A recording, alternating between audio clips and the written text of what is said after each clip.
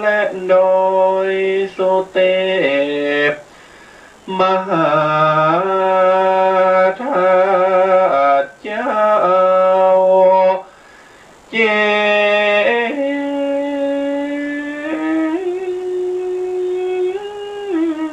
ดี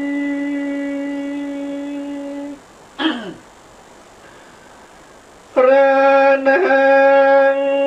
จามเตวีโลกวาย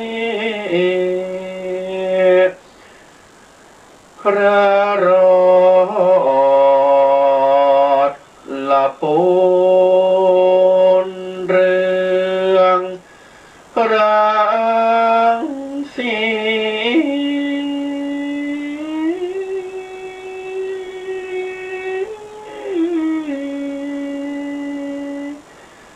ก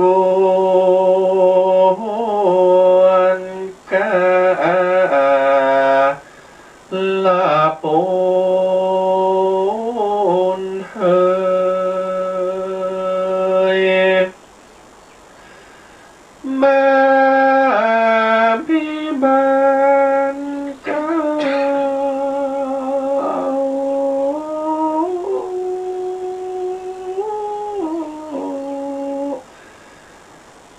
ขออยู่ด้วย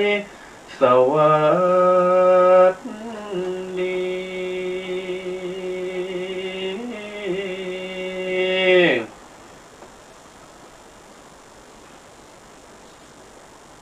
ขอกราบถวายความเคารพนอบนบปูชาธรรมแด่องค์สมเด็จพระสัมมาสัมพุทธเจ้า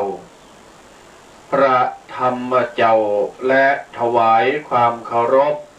ไหว้สายังครูบาอาจารย์พระ มหาเถระสังฆเจ้าตั้งหลายทุกรูปทุกตนโดยความเคารพยิ่งขออนุโมทนาเจริญพรญาติโยมบรรดาศรัทธาสาธุชนพุทธบริษัททุกคนทุกท่านที่กำลังหับฟังยังสถานีวิทยุเพื่อการพระพุทธศาสนาที่จะได้ส่งเสริมให้ศาสนาเฮาเจริญรุ่งเรืองในภายภาคหน้าอนาคตกล่าวกระผมลูกพระอาตมภาพพระสมุกฤตนิธิทัศน์กิติโสภณเมธีตุเจ้าเควัดสะปุงน้อยอำเภอป่าซางเวียงละปูนและประพันธ์จันตทิโรวัดม่วงน้อยห้องวัดตุปีแดงป่ากันนำรายการวาทธรรมกำยองพบปะปูจาเสนอแนวคิดเสนอข้อคิดอันเป็นนิมิตของครูบาอาจารย์ปราชญ์ราชบัณฑิตกับบรรดาญาติโยมปออกแม่ออกปอขาวแม่ขาวศรัทธาสาธุชนเฮาตันต่างหลายได้ฟังตลอดจนถึงญาติโยมตีฟังในสถานีวิทยุ104.50เป็นต้นรายการนี้ได้รับความอนุเคราะห์ได้รับเมตตาจากท่านอาจารย์พระครูสมุวิสุวัฒน์วรกิจโจท่านผู้อำนวยการสถานีวัดฝายหินจังหวัดเชียงใหม่และได้ดึงสัญญาณไปแหมหลากหลายช่องทางหลากหลายสถานีเสียงตามสายหอกระจายข่าวในหมู่บ้านและในวัดทั่วแคว้นแผ่นดินล้านนาภาคเหนือเฮาตลอดจนถึงญาติโยมรับฟังและรับชมผ่านช่องทางโซเชียลเน็ตเวิร์กหรือว่า Facebook ไลฟ์และสตรีมมิ่งในระบบ YouTube ของ104วัดฝายหิน ตลอดจนถึงญาติโยมบรรดาสาธุชนทุกคนทุกท่านตีหับฟังหับชมทั้งภาพและเสียงในแอปพลิเคชันหลายๆแอปด้วยกัน เจ้าวันนี้เป็นเช้าวันเสาร์วันที่30 เมษายน 2564 สิ้นเดินแล้วพรุ่งนี้เริ่มต้นดีมีชัยไปกว่าครึ่ง1 พฤษภาคมญาติโยมศรัทธาสาธุชนต่างหลายวันนี้หลายท่านหลายคนโดยเฉพาะ สถานการณ์ปัจจุบันบรรดาปกาไม่ขายญาติโยมหลายท่านหลายคนประกอบอาชีพค้าขายเปิดร้านกิจการด้านอาหารต่างๆต่างก็จะบ่นเป็นเสียงเดียวกันว่าสิ้นเดือนเหมือนสิ้นใจ มันแต่โน้ญาติโยมตราบใดตีญาติโยมยังประกอบอาชีพกล้าขายก็ดีหับจ้างอะไรอย่างต่างๆก็ตามประคับประคองคือดีแต่โดยสถานการณ์โควิด-19 ปัจจุบันวันนี้ระลอกที่3แรงขึ้นมาเท่าตัวแต่ว่านั้นก็ได้รับข่าวสารจากผู้สื่อข่าวและก็หลายๆช่องทางก็แสดงความเสียใจต่อครอบครัวของนาคอมชวนชื่นดาราศิลปินตลกระดับต้นๆของเมืองไทยของประเทศไทยที่มีลายเซ็นหรือว่าจุดขายที่ไม่เหมือนใครเพิ่นบอกว่าเป็นดาราตลกศิลปินประเทศไทยคนเดียว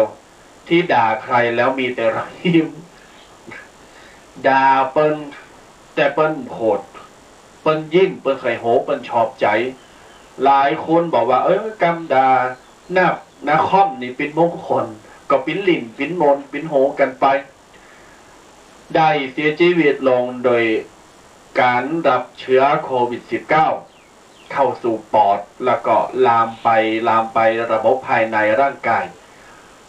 แพทย์พยาบาลหมอช่วยสุดกำลังสุดฝีมือที่จะทำได้พญามัจจุราช ก็มาพรากชีวิตนาคอมไปไผจะฮู้ว่าวันตีรถโรงพยาบาลแล้วก็เจ้าหน้าที่มารับนาคอมจากบ้านเปิดไปกักโตแล้วก็ไปรักษาโตที่โรงพยาบาลณวันนั้นจะเป็นวันสุดท้ายตีออกจากบ้านและไม่ได้เข้าบ้านแฮมเลย ดังนั้นนำมาซึ่งความเสียใจต่อวงการบันเทิงและประชาชนทั่วฟ้าเมืองไทยตลอดจนถึงเสียใจอย่างที่2ภรรยาของนาคอมก็ได้รับเชื้อจากนาคอมเองหมอไปรักษาตัวหมอก็เอาไปกักโตไม่สามารถมาร่วมในงานศพของนาคอมได้ของสามีตัวเก่าได้เจ็บใจอย่างสุดซึ้งเจ็บครั้งที่2มากไปกว่านั้นลูกสาวของนาคอมและลูกเขยบอกว่าเจ็บไปกว่านั้นบาสามาจะมีพิธีบาสามาจะสั่งอำลามามีการหดน้ำศพมามีการวางดอกไม้จันทร์บะมีการนิมนต์ครูบาสังฆะมาสวด2 คืน 3 คืนบะมีการวางดอกพวงหรีดดอกไม้บะมีการเชิญชวนแขกผู้มีเกียรติดาราศิลปินตลอดจนถึงศรัทธาประชาชนมาวางดอกไม้จันทร์และส่งคุณพ่อนาคอมได้37นั่นดังไหนมากไปกว่านั้น7ที่4โรคโควิด-19 อยู่ในวนเวียนของภรรยาของนาคอมตัวอาการตอนนี้หมอก็กำลังรักษาอยู่แต่ก็น่าจะไม่มีปัญหา ญาติโยมสาธุชนต่างหลาย3 เจ็บ 4 เจ็บสังเกตได้ว่าระลอกใหม่เนี่ยคนตายคนเสียชีวิตเยอะมากไม่ว่าจังหวัดไหนจังหวัดนี้จังหวัดนั้นจังหวัดนี้ตาย10 คนเศร้าคน10 คนเศร้าคนแต่มากไปกว่านั้นคือประเทศอินเดียประเทศอินเดียก็เสียชีวิตวันละแสนวันละแสน2 แสนแสน2 แสนไม่ต่ำกว่านั้นดังนั้นแล้วถือว่าเป็นวิกฤตการณ์ใหม่ของทั่วโลกและของประเทศไทยเราตัวเนาะญาติโยมจะว่าเป็นแล้วเพราะว่าเราก็เมื่อมันมีระลอกที่2เราก็พยายามตั้งโตแล้วก็เกิดว่าการต่อสู้เนี้ยมันคงจะบับปิกมาละโควิดคงจะไปละแต่ที่ไหนได้วนรถตีย้อนยูเทิร์นกลับมาอยู่เราจะไล่ไปมันก็ลึกมันก็สามารถจะไล่กำปากได้ฉีดวัคซีนหลายท่านหลายคนเป็นโรคภูมิแพ้เป็นโรคไซนัสโรคเบาหวานโรคความดันโรคหัวใจเป็นโรคประจำตัวฉีดป๊อบตายปั๊บล่าสุด2 วันก่อนแพทย์วิชาชีพพยาบาลอายุ43 ปีญาติโยมอายุ43 ปีฉีดวัคซีนเวลา10 โมงหลังจากนั้นไปพักรับประทานอาหารกลางวันพอกินข้าวเสร็จกำลังจะมาทำงานเข้าเวรต่อบ่าย 2เสียชีวิตทันทีอีกโรงพยาบาล1รองผู้อำนวยการฉีดป๊อบแล้วก็ไปเข้าห้องน้ำพิษสังเกตท่านรองผอ.เป็นยังหมอมาเติมเดี๋ยวเพราะจะต้องมีการประชุมกันอยู่ว่าผลพิษจะได้ยังจะได้พอปรากฏว่าแม่บ้านไปปั๊บไม่เกิน1 ชั่วโมงฉีดป๊อบตายเสียชีวิตในโรงพยาบาลแต่ทั้งนี้ทั้งนั้นอาจจะเป็นเพราะเขาทั้งหลายมีโรคประจำตัววัคซีนเป็นยาตีแห่งและร่างกายบับห้อมอะไรอย่างต่างๆมันเป็นไปได้ไม่โทษฝ่ายใดฝ่ายหนึ่งถ้ามนุษย์เฮาประชาชนเฮาบัดเดี๋ยวเนี่ยญาติโยมถ้ามัวแต่นั่งจับผิดเมาโมกันนั่งจับผิดกันดูผิดดูถูกกันใส่ไล่ไปความใส่ไล่ไปสีโมกันมาทิ้งกันมั่นไปตั้งหน้าเอาเวลาที่โทษกันเอาเวลาที่เฮาใส่ให้ไปสีกันว่ากันไปด่ากันมาเนี่ยดูถูกกันไปบูลลี่กันมาเนี่ยเอาเวลาเนี้ยมาดูแลป้องกันและช่วยกันเกิดดีกว่าว่าวิกฤตการณ์เนี่ยมันเกิดขึ้นอย่างร้ายแรงมากเฮาจะมีวิธีจะใดนำเสนอฝ่ายปกครองนำเสนอหน่วยงานช่วยกันเพราะลำพังตัวเฮาเองคนเป็น700 7,000 ล้านเนี่ยลำพังโตเฮาเสียงไม่ดังพอดังนั้นเฮาก็จะต้องช่วยกันระดมพลกลุ่มก้อนใหญ่เนี่ยญาติโยมทำให้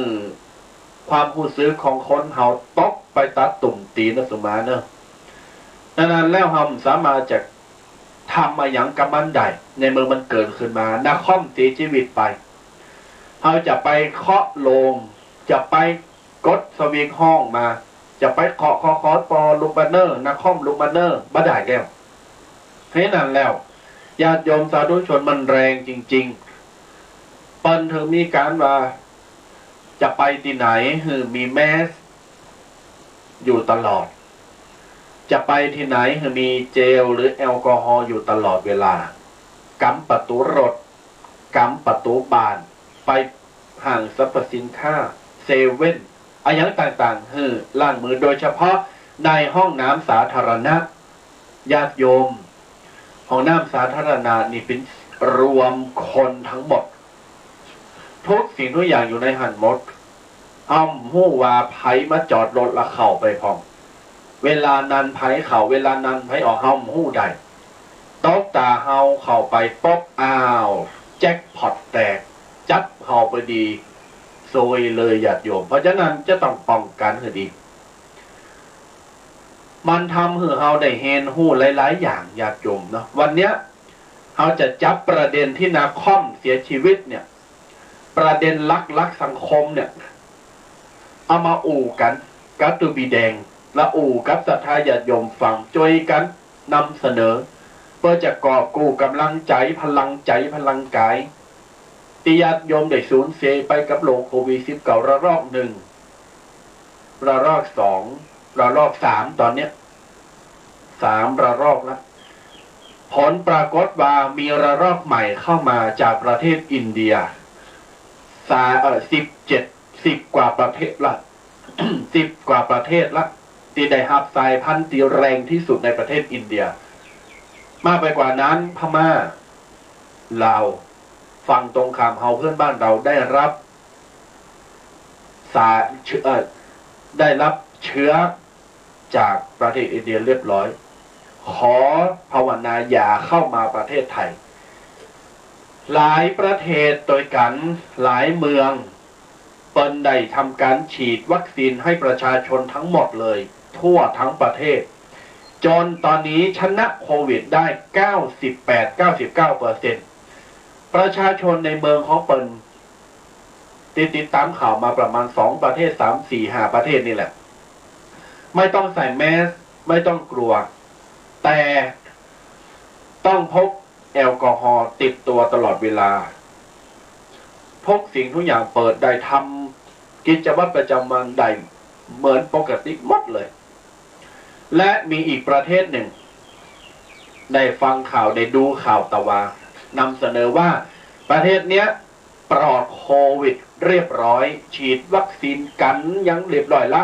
ไม่มีแมสไม่มีเจลแอลกอฮอล์ประชาชนนับแสนพี่น้องศรัทธาฟังนะประชาชนนับหมื่นนับแสนนับเป็นว่าจำนวนแสนคืนไปบนตึกไปเฉลิมฉลองทำพิธีทำอย่างเช่นอย่างกิจกรรมเนี่ยบางเอิญทันใดนั้นตึกถล่มลงมาคนนับแสนกระจัดกระจายเสียชีวิต400 กว่าคนพิการแหมเกิดร่างกายสมบูรณ์แข็งปุ๊ดขาหล่อนแหมนับไม่ถ้วนดังนั้นแล้วจะหันได้ว่าแม้กระทั่งว่าโควิดหรือว่าโรคร้ายแรงเนี่ยมันจะหายไปก็ตามแต่ชีวิตของเราต้องไม่ประมาทจะทำให้เราได้หันจะทำชีวิตว่าเขาจะต้องมีสติเขาจะต้องมีความระมัดระวังอยู่ตลอดเวลาสม่ำเสมอแต่ทั้งหลายชีวิตประจำวันของเรานี่หน้ากากอนามัยเจลแอลกอฮอล์และความหวาดระแวงความกลัวเนี่ยมันเป็นปัจจัยสำคัญของชีวิตเราละแต่ก่อนบอกว่าปัจจัย4เสื้อผ้าเครื่องนุ่งห่มยารักษาโรคอย่างต่างๆอาหารเนี่ยเพิ่มมา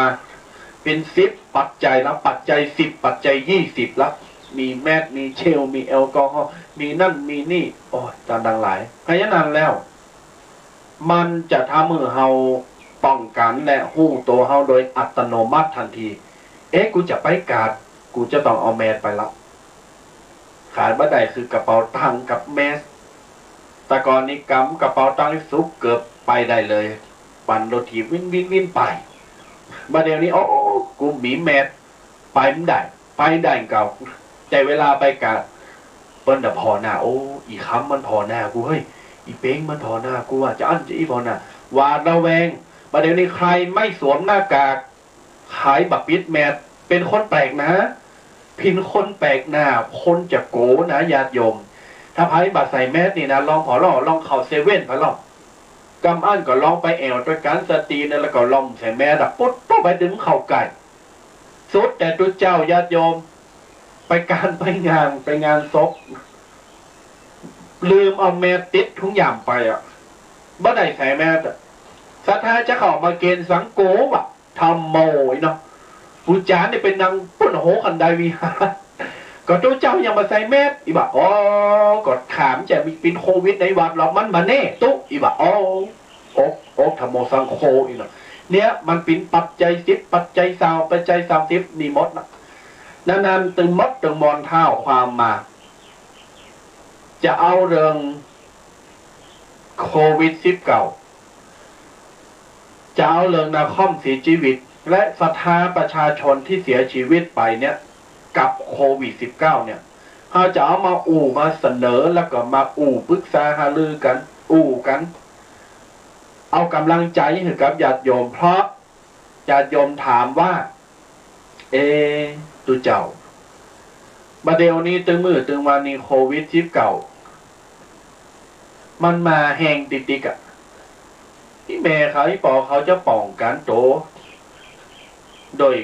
ตามตีเปิลได้กำหนดกฎเกณฑ์ก็ทำได้แล้วแต่สภาพจิตใจมันย่ำแย่การเงินการทองก็มีภัยเงินเยียวยามาจกมาปั่นอาหารการกินก็วิตก็ขาดโยมตุเจ้าก็วิต ตุเจ้าก็ขาดอาหาร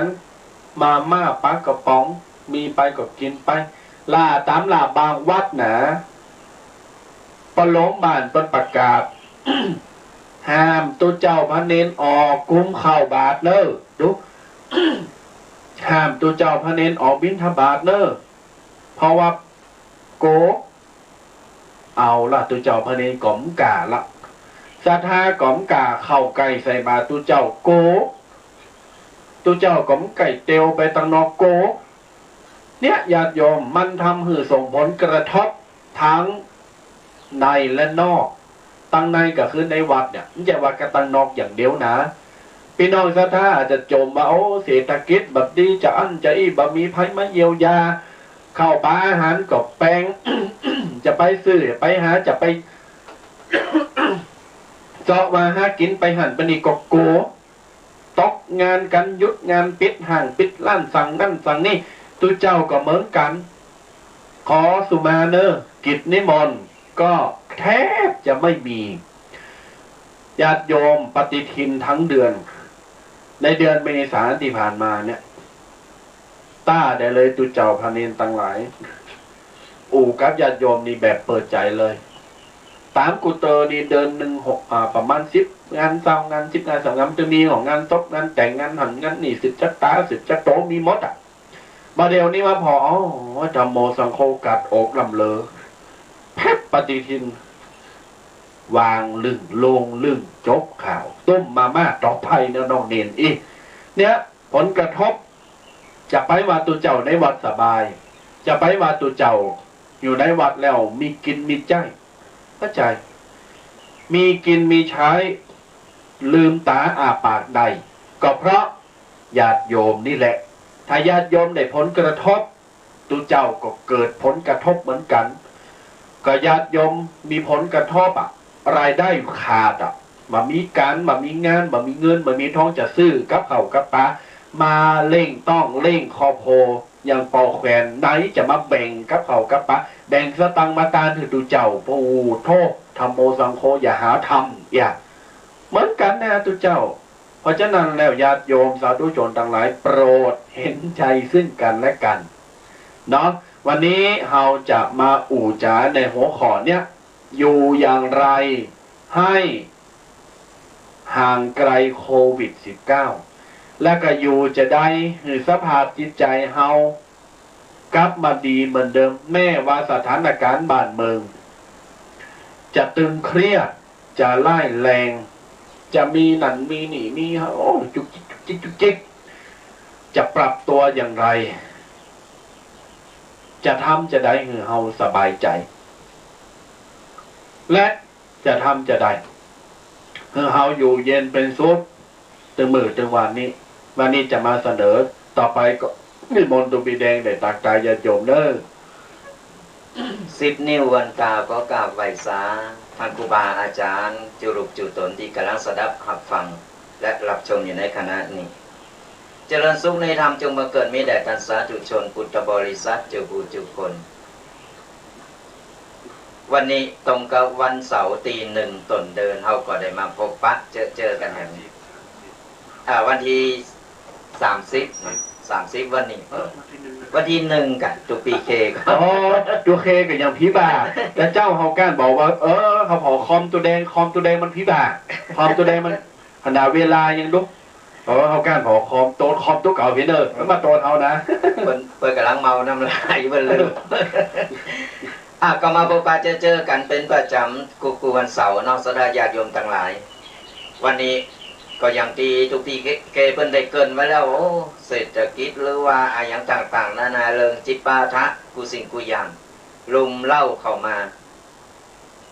แต่เฮาก็ต้องทำใจแล้วก็ปรับใจเมื่อมันเข้ากับสถานการณ์สนาญาติโยมทั้งหลายตามหลักแล้วอย่างที่บอกก็คือออกจากบ้านไปลืมใส่แมสแล้วก็เจลล้างมือเพื่อป้องกันตัวเก่าป้องกันคนอื่นโดยนี่ก่อนบ่จำเป็นเฮาก็บ่ต้องออกจากวัดจากบ้านอยู่กับบ้านอยู่กับจองมีหยังก็กินกันไปเก็บผักเก็บไม้กินกันไปสดาญาติโยมบัดนี้เอาตัวเก่าเข้าไปเสี่งเพราะว่ามันนานาจิตตังเฮาบ่ฮู้ว่าไผเป็นไผสดาญาติโยมทั้งหลายเพิ่นเป็นบ่เป็นเฮาก็บ่ฮู้มันจะเป็นโตเป็นติ่งเตวมาดุมหรือลนเข้ามาหาเฮาที่ไหนล่ะเฮาพ่อบาหันนี่สดาญาติโยมในเมื่อเฮาพ่อบาหันเฮาก็ต้องระวังระวังโตตลอดเวลาประเดี๋ยวนี้เพิ่นมีกฎหมายใหม่ขึ้นมาแล้วเพิ่นว่าหลายพื้นที่ไผบ่ใส่แมสนี่โดนปรับนะสดาญาติโยมออกจากบ้านแล้วต้องใส่แมสตลอดก็นั้นเพิ่นจะห้องไปปรับแป้งตัวเนอะสดาญาติโยมเพราะฉะนั้นแล้วเฮาจะออกจากบ้านจำเป็นแต่ออกจากบ้านเฮาก็ต้องใส่แมสใส่อย่างไปขณะทุกปีถึง2 ตนนี่จัดรายการอยู่ในห้องวิทยุหรือสถานที่ต่างๆหรือว่าข่าวต่างๆสังเกตพอประเดียวนี่เป็นขนาดอยู่ในห้องก็ยังต้องใส่แมสใส่อย่างแต่ว่าในห้องวิทยุตีมงน้อยเดียวจะขออนุญาตสถาญาติโยมจะขอถอดแมสเพราะมันอู่บัดบ่เคยถูกเนาะมันอู่บัดชัดก็แต่ว่าในห้องเขาปลอดภัยเพราะว่าเขาก่อนจะเข้ารายการก็จะฉีดยาฉีดอย่างเรียบร้อยแล้วเพราะว่ามันอยู่กัน2 ตนนี่แหละ แต่เขาก็ป้องกันไว้โดยการฉีดยาอย่างเรียบร้อยเอาลักษณะญาติโยมทั้งหลายอย่างที่ได้เกินได้อู่ได้บอกไปว่าช่วงนี้มันวิกฤตต่างๆนานามันโดนกันทุกรูปแบบบ่ว่าจะเป็นตุกเจ้าพาเนในวัดในวาบ่ว่าจะเป็นสถาญาติโยมต่างก็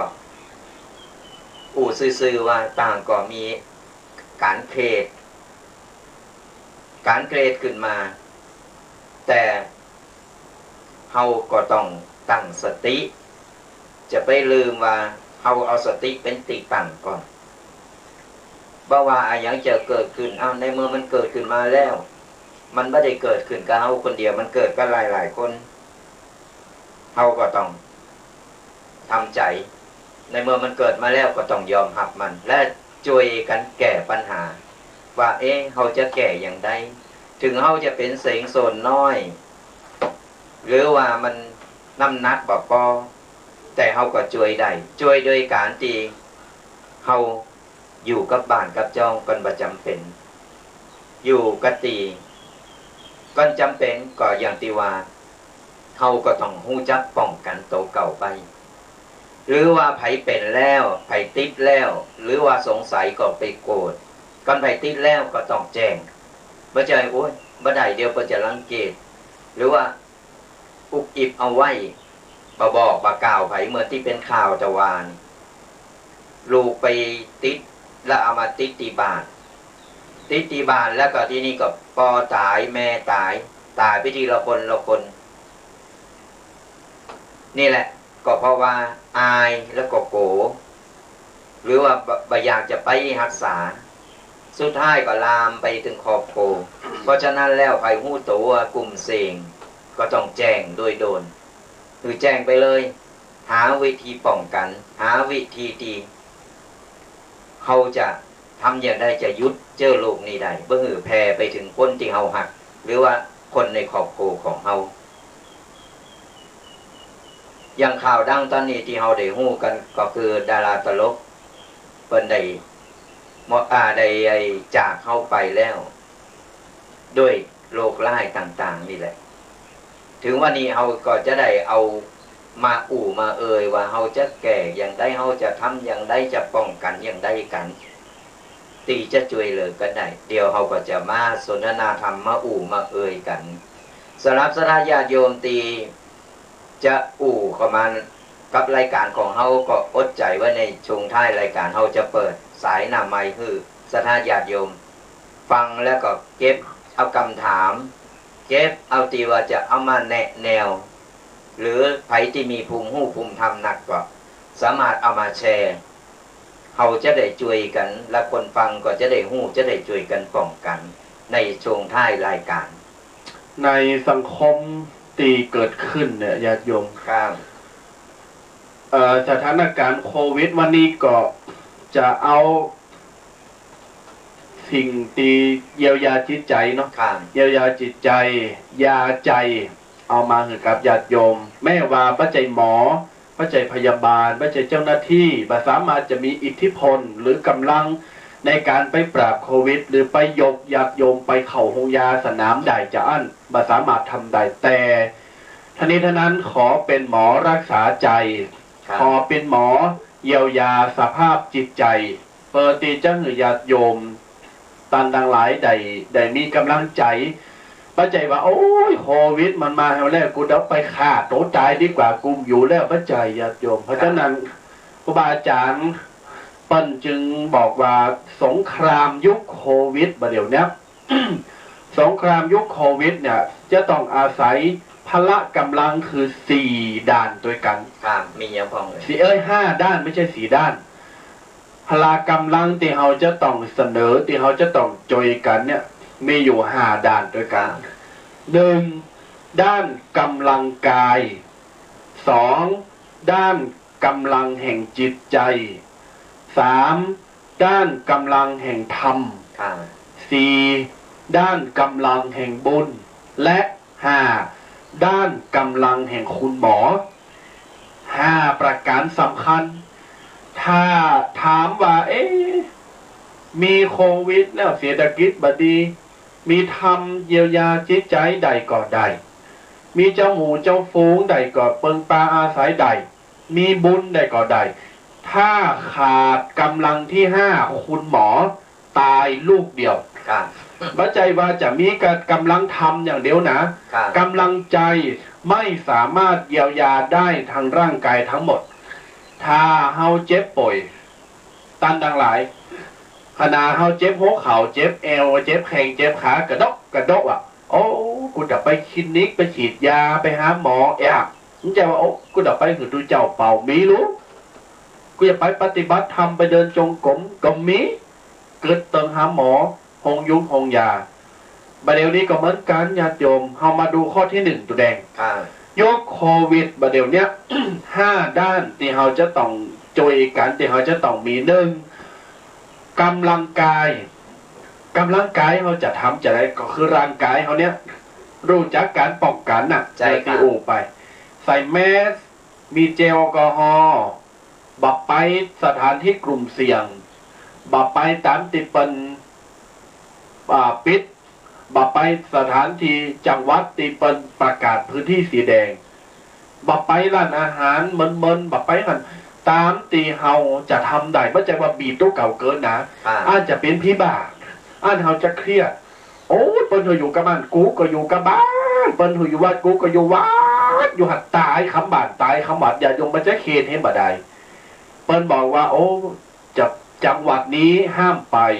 ไม่ใช่สถานที่นี้ห้ามไปที่นี้ปิดกี่โมงเปิดกี่โมงเปิ้นบอกหมด3คนน่ะจะขับรถไกด์ก็โกอ่ะโอ้กูจะไปไกด์ทหารมันได้กะก็อูอย่างโควิดมันจะซดออกมาอย่างยุ่งเนี่ยมันกระโดดใส่เขากระโดดเกาะรถเขาก็เป็นดีไข่กำกืนสู้เขายังผีบ่าเขาใจล่ำมันก็จังตาวนะกำกืนคนผีบ่านะยาจมจะไปเคลำไปอันเนี้ยกำลังกายป้องกันเนี่ยอย่างที่ว่าเนี่ยป้องกันตัวเขาก่อนนะจะว่าป้องกันลูกเต่าเราหลานกูเป็นโควิดตายเนี่ยก็ดีนะป้องกันตัวเราก่อนมั่นใจไว้ก่อนเสร็จแล้วกูป้องกันละกาป้องกันลูกหลานครอบครัวที่เป็นที่รักของเขา เนี่ย ครอบครัวนี่ก็สำคัญนะ สำคัญมาก ใน เล เมื่อย ป้องกันร่างกายของเฮาอย่างน้อยเนี่ย ครับ ก็คือร่างกายเฮาสะอาดหน่อย แข็งแรงตัว แข็งแรงตัว เออ ต้องออกกำลังกายคือมันเป็นภูมิต้านทานอย่างหนึง แมนแล้ว คือออกกำลังกายด้วยเตลหันเตลนี่อยู่ในบ้านมันจะไปเตลตามห้างนะเตลในบ้านอยู่ว่าหรือว่าไรเอ็กละออนคนเฒ่าคนแก่ก็อยู่ในบ้านเตลหันเตลนี่เยอะหันเยอะนี่อยู่ต๊อบแทบอยู่กับบ้านกระจอง อันนี้เป็นการออกกำลังภายในร่างกายของเฮาเนี่ยคือร่างกายได้เคลื่อนไหวได้ขับเหงื่ออย่างน้อยมันออกมา มันก็ยังขับสารพิษต่างๆออกมาได้ ร่างกายของเฮาจะแข็งแรงเมื่อใจเพิ่งอยู่บ้านเฝ้าบ้านก็นั่งพอกระโทรทัศน์งังพอก๊อกงอกเยือนตึงไปไหนตึงเมียกว่าจะลุกในยื้อโอ้ยแข้งขาลันปุบปับว่าจะอย่างอันสนาญาติโยมอยู่บ้านเขาก็แป๊บต๊อบแป๊บอยู่ในบ้านในจองและบ้านเขาก็ต้องมาสะอาดตัวเพราะว่าก่อนเฮาร่างกายเฮาสะอาดร่างกายเฮาแข็งแรงแล้วเนี่ยคือกูสิ่งกูอย่างมันเป็นภูมิต้านทานได้หลายอย่างครับว่าใจว่าโอ้เป็นอย่างอ่ะบางทีนะเฮาไปทำหันทำหนีมาเฮาออกเฮาอาบน้ำมันจื่นอกจื่นใจสนาญาติโยมยืนอกจื่นใจเฮาก็รู้สึกสะอาดโตสะอาดกายของเฮารักษาร่างกายหรือเฮาจำเป็นที่จะออกไปมันจำเป็นแต่ที่จะต้องออกไปตรงนอกก็อย่างที่ว่านั่นแหละอาวุธประจำกายของเฮาแต่งโตมันรัดกุมหน่อยแต่งโตรัดกุมเสร็จปุ๊บเจลนี่ติดโตเลยประเดี๋ยวนี้เพิ่นมีแจกมีขายหลายตีสนาญาติโยมทั้งหลายตู้เจ้านี่ก็จะมีติดในยามมาเลยไปยุบอย่างหน่อยก็ฉีดยุบอย่างหน่อยก็ฉีดก็คือเฮาต้องป้องกันคืออย่างน้อยมือของเฮาเนี่ยไปยุบไปกำเฮาโดยที่เฮาบ่ฮู้ตัวด้วยความเคยชินเพื่อเฮาไปยุบไปกำแล้วลืมหาเจลก็บ่ปะเพราะฉะนั้นเฮาพกเจลขวดน้อยๆเนี่ยเฮายุบอย่างเฮาเปิดประตูก็ไปกำหันกำนี่ไปกดเงินหรือว่าอย่างต่างๆมันเป็นตีเสงเพราะว่าเฮาบ่ฮู้มือไผเป็นมือไผเชื้อโรคไปติดหรือบ่ติดเฮาพอบ่หันเพราะฉะนั้นในเมื่อเฮายุบเฮากำอย่างแล้วเฮาก็เอาเจลที่พกติดโตไปฉีดล้างมือให้นี่แหละเป็นการระวังป้องกันบ่ฮือสิ่งสกปรกต่างๆหรือเชื้อโรคต่างๆเข้ามาสู่ร่างกายของเฮาได้ถูกต้องมันเป็นแนวกำบังครับเฮาสร้างเกาะกำบังเหมือนเฮาอาบน้ำอ่ะใช่ครับเหมือนเฮาอาบน้ำพร้อมหยังก็เพราะว่าขี้ไข่สระผมโหก็มีขี้ฮังเกแปรงฟันก็มีขี้เขียวขี้ปากสมาเตอสั่งขี้โมขี้ดังก็มีขี้โมไปครับไปถ่ายสมาเนอะไปครับไปไหนก็มีสิ่งปฏิกูลต่างๆเฮาชำระร่างกายเพื่อความสะอาดเหมือนกันญาติโยมเฮาจะต้องใส่ใจดูแลร่างกายเป็นอย่างมากบางคนโกเกินสุดแต่จะไปกาดปากซอยเนี่ยก็ยังโกอ่ะทำโมโกเกิดว่าโอ้อีตัวนั้นมันจะเป็นโควิดกันอีตัวนี้มันเป็นโควิดมันไปแอวหันแอวนี้จะไปโกลำไปอย่าจมเฮาปิดหูดังป๊อปไปซื้อปิกมาแฮมกินติบ้านสบายใจล้างไม้ล้างมือแต่นี่คือการป้องกันด้านที่หนึ่งคือกำลังกายต้องเข้มแข็งไว้ก่อนอย่างที่สองกำลังใจดีกำลังใจดีที่สุดญาติโยมกำลังใจนี่สำคัญนะสำคัญมากไปกว่ากำลังแม้ว่ากำลังกายจะสำคัญแต่ถ้าร่างกายแข็งแรงแต่จิตใจอ่อนแอไม่มีประโยชน์บ่มีความหมายถามว่ากำลังใจเขาจะสั่งใดที่ไหนด้วยตัวเราเองใจค่ะมองหาสื่อที่มันดีๆสร้างสรรค์เล่นในสิ่งที่มีกำลังใจอ่านบทความอ่านกำลังใจอ่านก่อนดูอะไรอย่างที่มันมีกำลังใจแม้ว่าเขาจะดูข่าวจะหันข่าวโควิดโควิดโคแวดโคแวกอะไรอย่างต่างๆช่องนั่นช่องนี้ออกมาลดตัวมือตัววันเครียดได้แต่อย่ามากเขาก็พอข่าวแล้วปรับสภาพจิตใจเขามาเคสกับโควิดแล้วเคสกับข่าวคนตายแล้วดาราติกูหักสมัตตายเห็นเขาจะต้องปรับกำกึดของเขาปรับมุมมองไมเซ็ตก่อนว่าประเดี๋ยวเนี้ยญาติโยมเขาพอข่าวแล้วข่าวนั่นมันออกมาเกี่ยวกับโควิดประเทศนั้นโควิดประเทศนี้ถ้าสมมุติเฮา จะพอแล้วจะพิจารณาอย่างไรคือสร้างกำลังใจเฮาก็ไปดูธรรมะเนาะไปฟังธรรมะฟังตุเจ้าไปพอใน YouTube พอในหันพอในนี่ในสื่อในอย่างต่างๆมันก็ต้องมีสร้างกำลังใจพอข่าวดาราพอข่าวเลิฟซีนไปพอหนังพอละครพอ YouTube บัดเดียวมันต้องมีแล้วมันจะว่าเสพติดกับข่าวโควิดอย่างเดียวญาติโยมมันจะเขตมันจะแบบนี้กำลังใจนะใจครับมันทำให้จิตใจของเฮาหดหู่ลงไปแห่งก่อนเฮาไปพอการเริงเศร้าการเริงที่ว่าโอ้ยคนนั้นก็ฆ่ากันตายอันนี้ก็ตายโควิดอันโน้นติหันก็ติดที่นี่ก็ติดก็เกิดความระแวงขึ้นมามันก็เลยทำให้จิตใจของเฮาหดหู่ลงไปเพราะฉะนั้นสร้างกำลังใจให้โตเก่าโดยการบ่ต้องไปเสพข่าวอย่างหนักหนาฟังหูไว้หูบางทีก็ตื่นข่าวเกินไปสระญาติโยมบางคนก็โมนปากโอ๊ยอันนั้นมาติดอันนี้ก็ติดบ้านนั้นก็ติดโต๊ะนั้นโต๊ะนี้ติด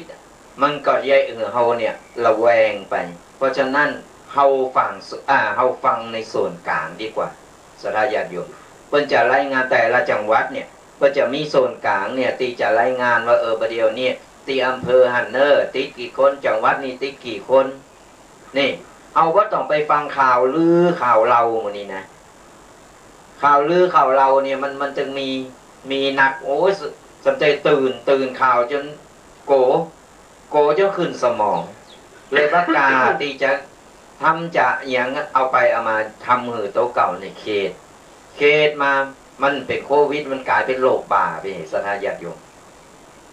เป็นคนดีว่าเมื่อลอยกึดหนักกายเป็นโลส่วนโตหนักเอาไปเอามาก็ฆ่าตัวตายเพราะฉะนั้นแล้วเนี่ยเฮาฟังแล้วก็เสพข่าวแล้วก็เอามากองก่อนว่าเป็นเรื่องแรกก่อนแต่จะเห็นแน่ชัดก็คือส่วนกลางของแต่ละจังหวัดเนี่ยเพิ่นจะมีรายงานอยู่แล้วฟังเพิ่นแถลงการมาว่าจังหวัดนั้นพื้นที่สีแดงเด้อเฮาก็ว่าต้องออกเฮาเพิ่นจะมีรายงานอยู่ว่าจังหวัดนั้นกี่คนจังหวัดนี้กี่คนเนี่ยก่อนเฮาติดตามข่าวอย่างนี้เฮาก็บ่ต้องกังวลเอาว่าตอนนี้ในเมื่อเฮาฮู้โตแล้วจังหวัดเฮานี่ติดหนักเฮาก็พยายามหลีกเลี่ยงโดยการที่ว่าหยุดอย่างที่ว่าคืออยู่ที่บ้านมีพักมีไม่เองก็ซอกกินซอกวากันไปประคับประคองกันไปก่อนเฮาช่วยกันประคับประคองกันไปมันก็จะผ่านแล้วก็ลุลงไปด้วยดีก็เอาบ่ช่วยกันป้องกันบ่ช่วยกันประคับประคองเมากระตกจะใจตื่นข่าวโอ้ยเอาไปเอามาเนี่ยจิตใจเฮาจะวุ่นเฮาต้องสร้างกำลังใจของเฮาขึ้นมาเองคือกำลังใจโตเก่ากำลังใจโตเก่านี่ดีที่สุดเพราะว่าเฮาต้องคิดว่าโลกนี้มันเกิดกันโทประเทศบ่ใจเกิดในบ้านเฮาบ้านเดียวหรือตีเดียวเปิ้นเป็นกันหมดแต่เปิ้นเยอะแล้วเปิ้นอยู่กันรอดเปิ้นป้องกันกันอย่างไรเยอะเปิ้นถึงได้ติดเยอะเปิ้นถึงตายเฮาก็ต้องมาพิจารณาแล้วเฮาก็พยายามตอนนี้ตั้งนอกเปิ้นติดกันหนักเฮาก็พยายามเก็บโตแล้วก็อย่างที่ว่าไปไหนมาไหนก็ป้องกันโตก็คืออาวุธต่างๆเฮาต้องมีประจำกายของเฮาตัวบ่ใจไปตื่นข่าวจนตกอกตกใจแล้วก็ทำมือโตเก่าเนี่ยเป็นตุกแก้ปัญหาบ่ได้สุดท้ายก็ต้องมาฆ่าตัวตายเนี่ยสถานญาติโยมทั้งหลายสร้างกำลังใจหือโตเก่านี่มันแข็งแรงและก็หือกำลังใจคนอื่นไปตัวตีเปิ้นกำลังท่อกำลังกึดว่าจะไปเยอะดีจะไปอย่างไรก็เป็นอย่างจะเกิดมันก็เกิดตัวมันใจตัวเฮาคนเดียวคนอื่นเพิ่นก็เป็นเหมือนกันหมดอย่างสถานญาติโยมหันตุเจ้าพระเนรอย่างนี้เหมือนกันตุเจ้าพระเนรก็เดินร้อนเหมือนกันต่างคนต่างหือกำลังใจกันและที่สำคัญต้องหือกำลังใจตัวเก่าครับดีที่สุดคือกำลังใจในครอบครัวญาติโยมแม่ว่าเฮาคือกำลังใจตัวเก่าแล้วมันอาจจะมาเป็นปอเตอใจ จากปอเมจากลูจากเต่าจากเมจากโผครอบครัวของเฮานั่งกินข้าวด้วยกันนั่งอูดด้วยกันปอบกันไปคือกำลังใจกันไปมันมนนี่คือกำลังใจ อย่างที่สามญาติโยมกำลังแห่งธรรมอันนี้ก็สำคัญกำลังแห่งธรรมคือทอทงรอเรือมอม้าธรรมคือธรรมะธรรมชาติเนี่ยญาติโยมกำลังแห่งธรรมคืออย่างกำลังแห่งธรรมคือพี่น้องศรัทธากับตุเจ้าเข้าหากันเปิงปาอาศัยซึ่งกันและกันบ่มนใจคือนักจะอั้นจะอี้อ่านเฟซธรรมะก็มีดู YouTube ที่สร้างสรรค์เรื่องธรรมะคุณธรรมต่างๆก็มีมาฟังดูเจ้าเตนออกวิทยุออกวิทยุก็ได้ตลอดจนถึงไปวัดไปวาในวันศีลวันธรรมไปใส่เขาตอกดอกไม้ไหว้พระสวดมนต์สบายจิตสบายใจนี่เขาเข้าหาธรรมกำลังแห่งธรรมถ้าเขามีกำลังกายแล้วกำลังใจแล้วแต่คุณธรรมศีลธรรมไม่มีก็ไม่เป็นประโยชน์ดังนั้นเขาจะต้องสร้างภูมิคุ้มกันทั้งกายทั้งใจและทั้งธรรมบางคนมีสติปัญญาที่สามารถจะป้องกันตัวเองได้มีกำลังทรัพย์กำลังเงินทองสามารถซื้อนั่นซื้อนี่มาได้แต่หามีกำลังทำไม่บะมีคุณธรรมบะมีศีลธรรมบะมีธรรมะประจำใจสติขันติโสรจะหิริโอตปะนั่นเนี่ยบะมีกับบสามารถที่จะต่อสู้กับโรคร้ายแรงได้แม้กระทั่งว่าบัจจัยวิกฤตโควิด-19 ก็ได้เฮาเจ็บป่วยเมื่อยไข้เนาะหรือว่าเกิดประสบปัญหาอย่างในครอบครัวในส่วนตัวเฮาเอาธรรมะเนี่ยเป็นเครื่องเยียวยาจิตใจดีที่สุดญาติโยมใจครับเพราะอย่างน้อยเนี่ยกำลังกายกำลังใจเฮาดีขึ้นมาแล้วที่ขาดบ่ได้ก็คือกำลังทำเอาน้ำทำคำสอนเนี่ยข่มจิตข่มใจของเฮาไว้ศรัทธาญาติโยมทั้งหลายน้ำทำคำสอนขององค์บวรพระสัมมาสัมพุทธเจ้าของเฮาเนี่ยดีที่สุดเพราะอย่างน้อยเนี่ยเป็นพื้นฐานสร้างกำลังอกกำลังใจของเฮาได้เพราะว่าเฮาฟังครูบาอาจารย์หลายรูปหลายตนอย่างที่เฮากำลังสร้างกำลังทำในตอนนี้ฟังวิทยุฟังธรรมะทาง Facebook YouTube หรือว่าสถานีวิทยุต่างๆก็ตามนี่แหละเป็นยาชูกำลังเฮาเอาน้ำทำคำสอนต่างๆเอาน้ำทำคำสอนต่างๆเนี่ยเอามาเข้าจิตเข้าใจแล้วมาประพฤติปฏิบัติมาข่มจิตข่มใจชำระล้างร่างกายของเฮาชำระล้างจิตใจของเฮาเนี่ยคือมันดีเพราะอย่างน้อยเนี่ยมันเป็นภูมิต้านทานเป็นภูมิคุ้มกันเพราะอย่างน้อยเฮามีน้ำศีลน้ำธรรมอยู่ในจิตในใจฟังแล้วก็สบายอกสบายใจว่าต้องไปเคดไปซีเรียสอย่างมันจะเกิดก็เกิดเอาปล่อยวางเอาน้ำธรรมคำสอนข่มอกข่มใจเอาศรัทธาญาติโยมครับ นี่ คือกำลังแห่งธรรมต่อไปกำลังที่สี่วันนี้ขออภัยเนอะเป็นโควิดใจกลางเป็นไอเป็นวัดเป็นไอก็ฉีดยาเนี่ยในห้องนี่นะอันนี้ก็ฉีดเหมือนกันน่ะเอาแลคตาซอยมาฉีดเอาเต้าหู้มาฉีดใส่ปากนี่อย่าโยมกำลังที่สี่กำลังแห่งบุญมีธรรมต้องมีบุญตานดังหลายอย่ามองข้ามการทำบุญก็โควิดมันจะโกบุญเหรอไปวัดเอาอย่างหนาอีบักไปวัดวันศีลวันธรรมก็ไปติดโควิดเฮก้าไปหันไปนี่ไปหันโควิดมันเจ๊โกอย่าโยมอย่ามองข้ามนะคนดีมีศีลมีธรรมคนที่ตั้งใจปฏิบัติธรรมเป็นคนดีของสังคมเป็นคนดีของศาสนาเนี่ยถามว่าโรคโควิดมันพิจารณาแยกไหมมันบ่สามารถจะแยกได้แต่ทั้งนี้ทั้งนั้น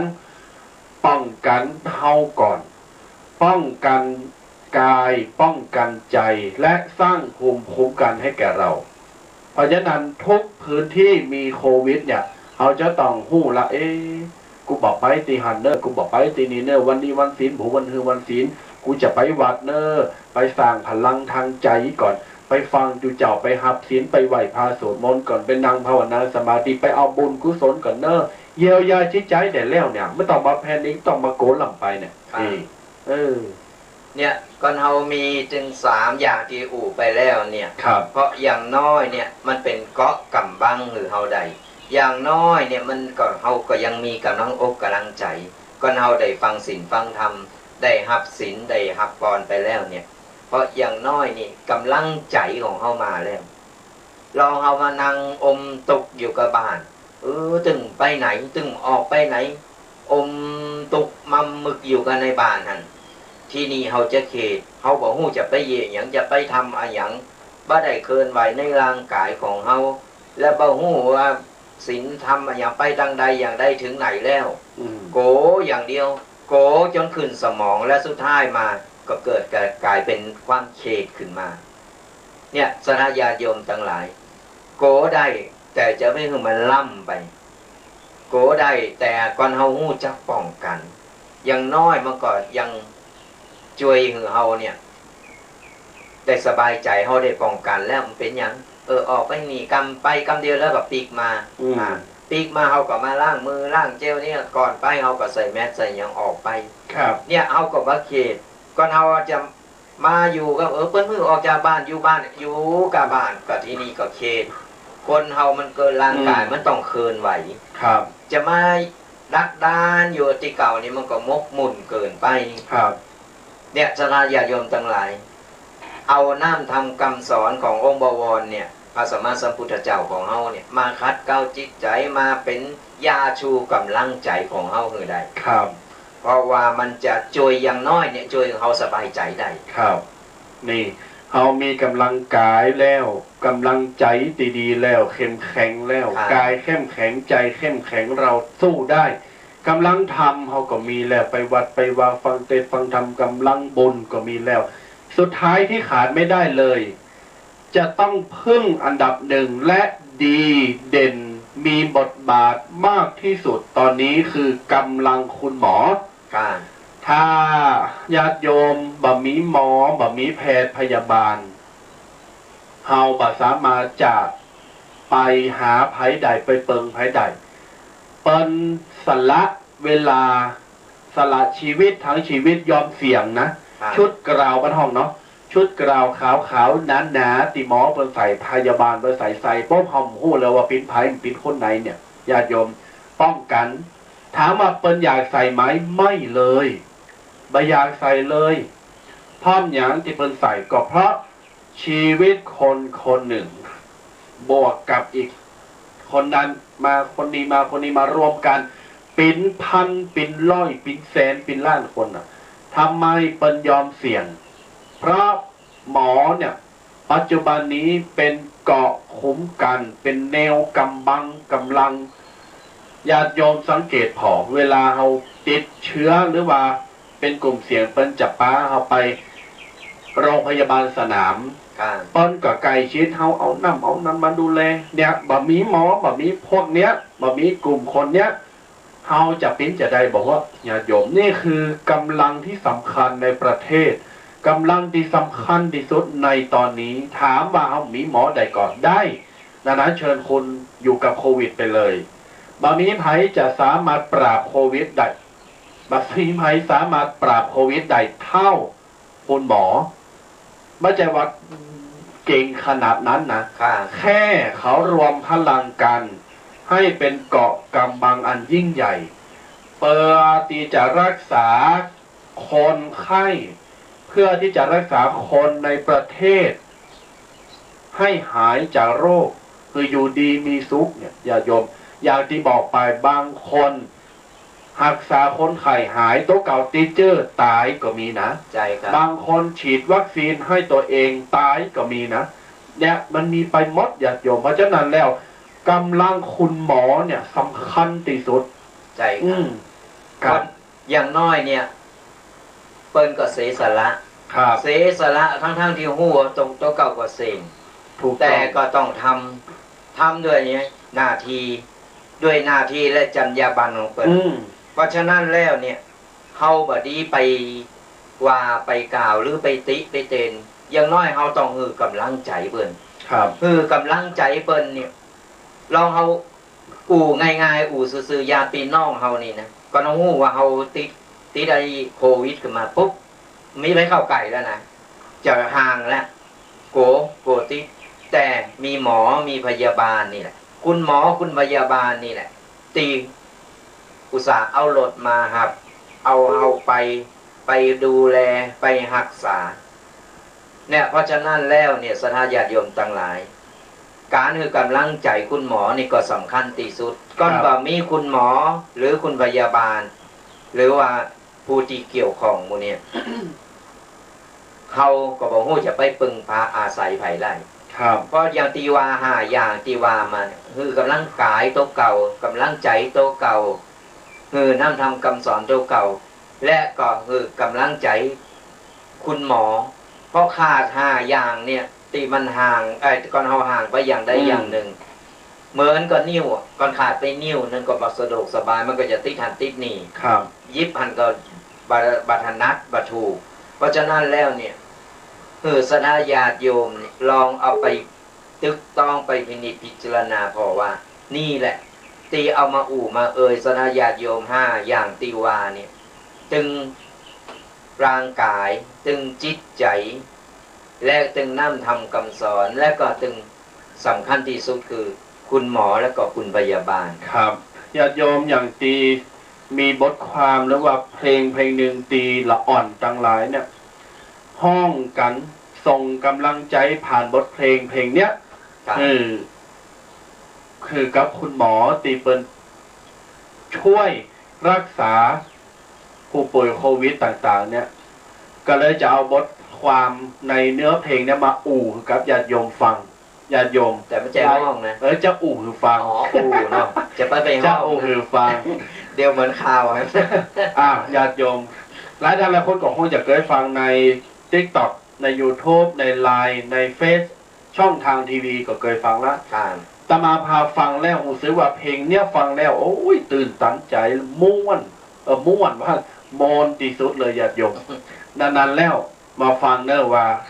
บทความเนื้อเพลงเนี่ยมันบอกว่าจะได้มันบอกว่าไม่กล้าถามว่าเหนื่อยบ้างไหมเพราะรู้อยู่แก่ใจพวกท่านคงเหนื่อยนักไม่กล้าพูดว่าอยากให้พักเพราะรู้อยู่แก่ใจพวกท่านยังคงพักไม่ได้สละเวลาอดหลับอดนอนไม่พักผ่อนเพื่อหน้าที่ที่ยิ่งใหญ่เห็นแล้วสะเทือนใจอยากช่วยอะไรมากกว่านี้ขอบคุณนะที่รับภาระอันหนักหนาที่ช่วยรักษาเยียวยาทุกคนให้หายดีเหนื่อยแค่ไหนโปรดจงรู้เราเป็นแรงใจอยู่ทางนี้เราจะไม่หนีและพร้อมจะสู้ไปด้วยกันขอบคุณนะที่สู้นะอดทนไว้เหตุการณ์เลวร้ายต้องผ่านพ้นไปในไม่นานอยากตอบแทนใจยกมือไหว้ขอบคุณคุณหมอพยาบาลพวกเรา จะอยู่บ้านเพื่อให้พวกท่านไม่ต้องเหนื่อยอย่าโยงฟังประโยคสุดท้ายของเพลงนี้เนอะพวกเราจะอยู่บ้านเพื่อให้พวกท่านไม่ต้องเหนื่อยทั้งเพลงเนื้อหาเพลงประโยคติอูมาเนี้ยญาติโยม ผู้ซื้อกินใจแล้วก็มีความหมายที่สุดเลยเพราะนั้นแล้วญาติโยมศรัทธาท่านทั้งหลายโปรดช่วยกันรักษาร่างกายคือปลอดภัยสมบูรณ์แข็งแรงที่สุดโปรดช่วยกันรักษาสภาพจิตใจคือเข้มแข็งมั่นคงที่สุดอย่าไปตื่นข่าวลงไปบางคนบางคนตื่นข่าวเปิดว่าขบ้านเฮามีโควิดอีตัวนั้นมาติดมากกลับกลายเป็นว่าบัจจัยสกรรมหาว่าหันเปิ้นไปหันก็หาว่าเปิ้นเป็นโควิดติดมาแล้วบัจจัยญาติโยมฟังหูไว้หูนั้น ทุกสิ่งทุกอย่างมันจะสำเร็จได้และชนะโควิดได้อยู่ที่ตัวของเฮาและเมื่อตัวเฮา1+1+1ก็ถึงล้านสมัครสมานดวงใจไว้เถิดหนาตัวเฮาเองเสียงไม่ดังพอเฮาจะต้องจอยกันคนทั่วโลกคนในโลกคนในประเทศคนในสังคมของเฮาเนี่ยจอยกันเป็นกลุ่มเป็นก้อนอันใหญ่แข็งแรงแล้วบ่มีความเหน็ดเหนื่อยแล้วบ่มีความเมื่อยล้าแล้ววันใดวันนั้นวันหนึ่งเนี่ยเชื่อว่าฟ้าหลังฝนย่อมสดใสเสมอดังนั้นญาติโยม ศรัทธาสาธุชนทั้งหลายนี่คือ5ประการเตรียมมาฝากกับญาติโยมท่านทั้งหลายในชั่วโมงแรกญาติโยมเมื่อฟังแล้วพี่น้องศรัทธามีความรู้สึกว่าปิ้นจะได้พอพี่น้องศรัทธาได้ความคิดได้กำกึดได้กำอ่านเพิ่มเติมอย่างใดพองเห็นเบิดหนึ่งใต้ชั่วโมงก็ จะเปิดสายหน้าไมค์คือกับบรรดาญาติโยมศรัทธาต่างทั้งหลายได้โทรมามาจ้าเราอย่างต่างๆโอ้วันนั้นไปปักคนนั้นไปปักคนนั้นปันวาโควิดจะอันปันวาโควิดจะญาติโยมมีกำเรากำเซลมาว่าโควิดมันถึงมาเต้าสตังวิทแต้มหูเนออันนี้มันก็มีโซนนะตัวเจ้าก็วิทอยู่เนี่ยวิทนี่คือวิทแต่วิทน้ำขึ้นล่องมาอยู่นี่นะเนี่ยสดาญาติโยมทั้งหลายครับก่อนไผเกิดว่าหรือว่ามีอย่างที่จะมามาเราตีนอกเหนือจากนี้ตีตุปีถึง2 ลูกเอามามาจ่ากันเนี่ยก็สามารถมาเพิ่มเติมได้ในช่วงท้ายรายการก็สดาญาติโยมเนี่ยลองมาเล่าสู่กันฟังแบ่งปันความรู้กันและก็สร้างกำลังใจซึ่งกันและกันอย่างที่ว่าหลังจากที่5อย่างที่ไปแล้วเนี่ยที่สดาญาติโยมได้เอาไปกึดเอาไปพินิจพิจารณาพอแล้วเนี่ยนอกเหนือจากนั้นยังมีอย่างอยู่ที่จะมามาเราเดี๋ยวเราจะเปิดสายหน้าไมค์สดาญาติโยมเนี่ยมาเล่าสู่กันฟังอย่างน้อยเนี่ยเราได้มามาได้มากำลังใจสร้างขวัญกำลังใจซึ่งกันและกันมันก็ยังเยอะเขาได้คลายเคสได้หลังจากที่เขาอยู่กันในวัดในว่าอยู่กับบ้านกะจองบางหูจะไปทางใดไปทางใดก็โกอันนั้นก็ว่าอันนี้ก็ว่าแต่ตอนนี้เขาสามารถตีอย่างอีกว่าต้องโกในการที่เขาจะมาบางคนนะมันจะรอสายโทรศัพท์ไปมีคนถามก็เลยว่าเฮ้ยน้องว่าก่อนเกิดอย่างนั้นก็ไปรักษาใหม่รักษาไม่ใช่รักษาโควิดรักษาที่ส่วนปุ้งสลายะมันมารอดวันนี้ไปหรอกแต่เราสามารถตีกันได้อันนี้ปลอดภัยที่สุดแล้ว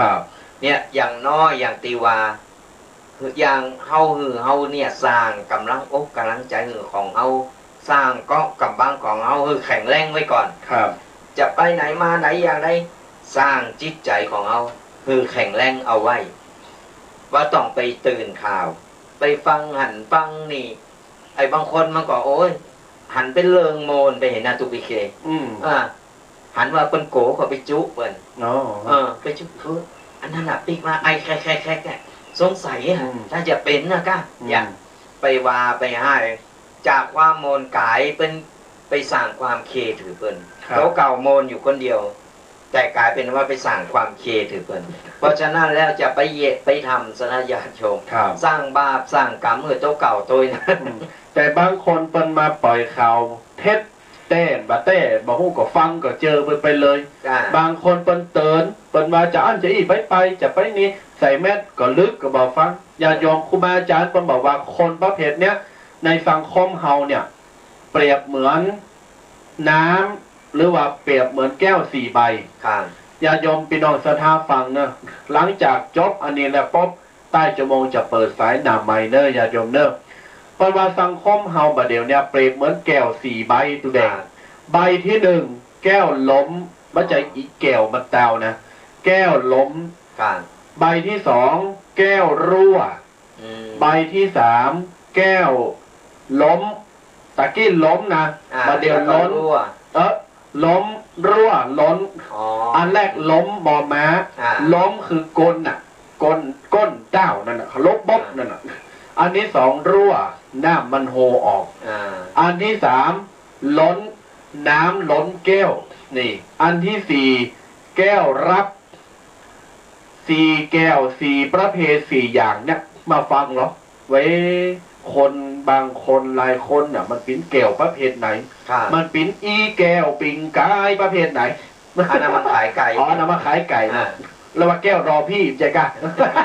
แก้วรอพี่ไปแล้วอันนี้มันแก้วโควิดเนาะแก้วโควิดอย่าโยมฟังนะแก้วใบแรกเปิ้นบอกว่าแก้วล้มคว่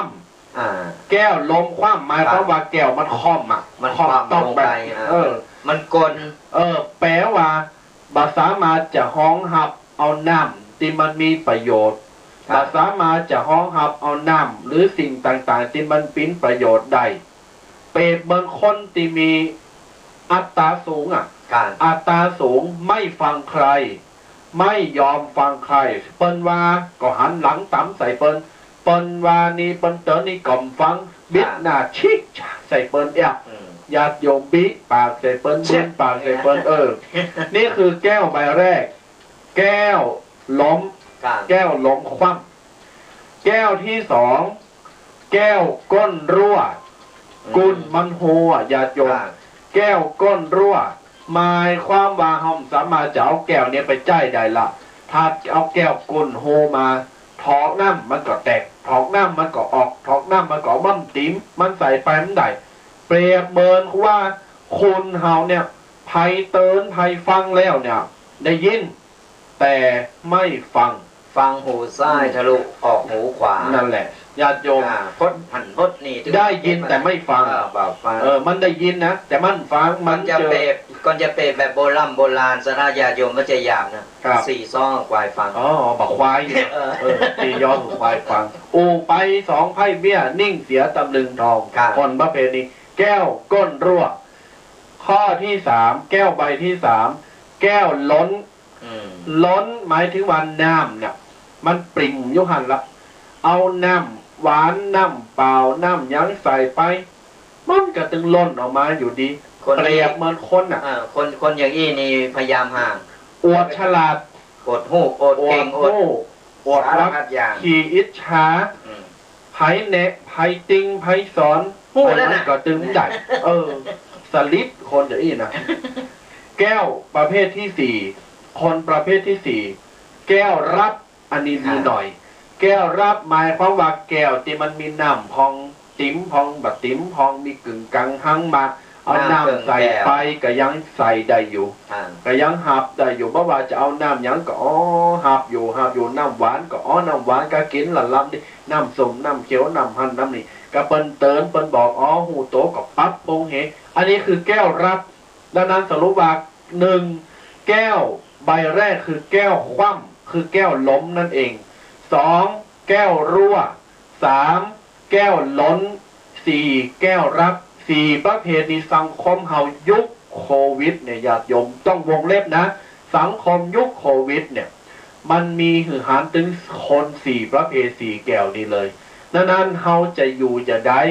พิจารณาเอาเองญาติโยมก็ใหญ่กันแล้วเนาะจะด่านะพี่น้องสัทธาก็ปิ้นปอคนแม่คนมีลูกมีเต่ามีเหล่ามีล้านปิ้นหันปิ้นอีกกันผ่านน้ำห้อนผ่านน้ำหวานน้ำเย็นมาหมดละ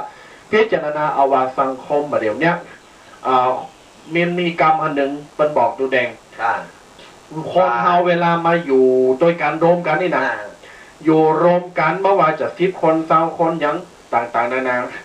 เมื่อศีลเสมอกันสังคมเปิ่นจะขัดศีลเปิ่นจะขัดคนที่มีสังคมเสมอกันออกเองสมมติว่าสมมติว่า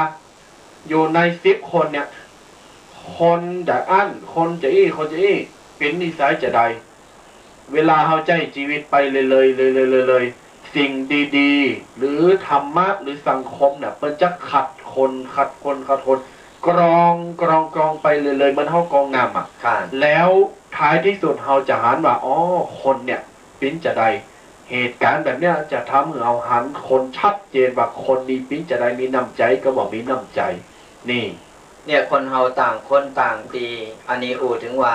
การที่จะมาอยู่ส่วนรวมมันลูกหลายปอหลายแม่หลายสถานตีหลายการอบรมหลากหลายกันมามันอบรมมาเหมือนกันหรือคนเคยสอนเคยเห็นมามันมาเหมือนกันแต่มาอยู่ในส่วนรวมแล้วเนี่ยอยู่ในส่วนรวมมันต้องจูนเข้าหากันครับมันต้องเข้าหากันได้ว่าต้องมาเป็นน้ำสี่แก้วหรือกู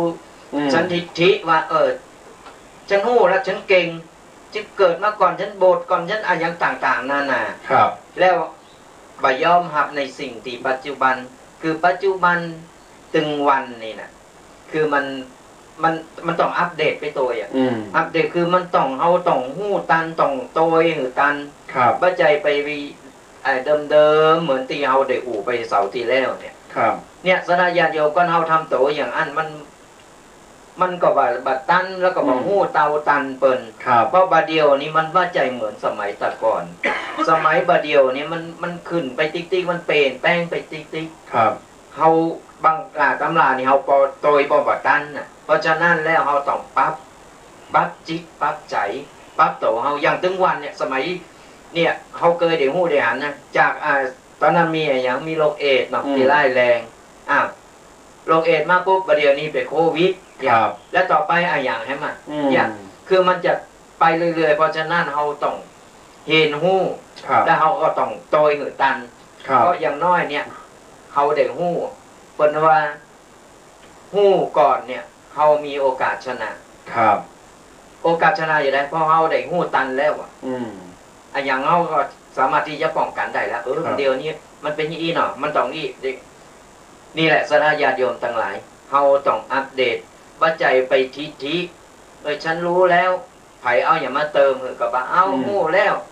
หรือว่าบ่ย่อมรับอย่างคือมีความทิฐิในโตเก่า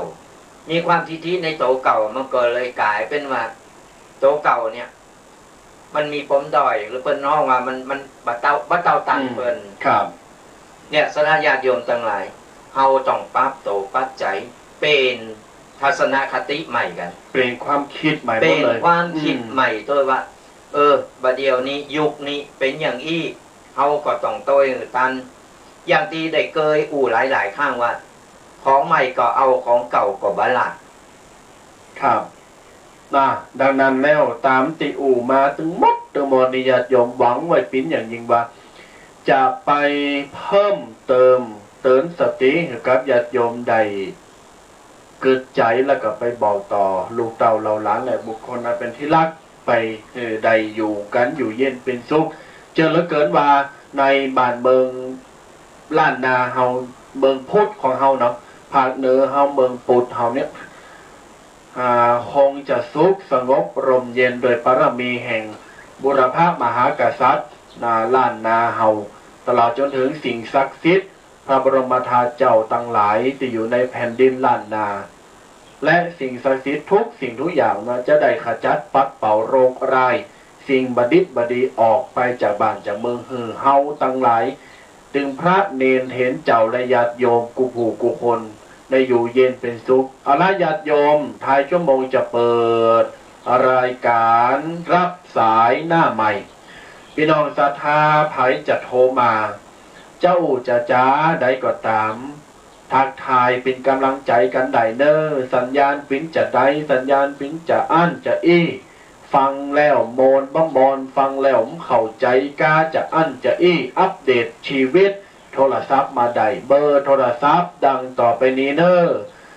082-611-2245เนอญาติโยมเนอโทรมาได้ตั้งเวลาดีเป็นต้นไปเลยครับมีอย่างขับอกกับใจก็มาอู่ม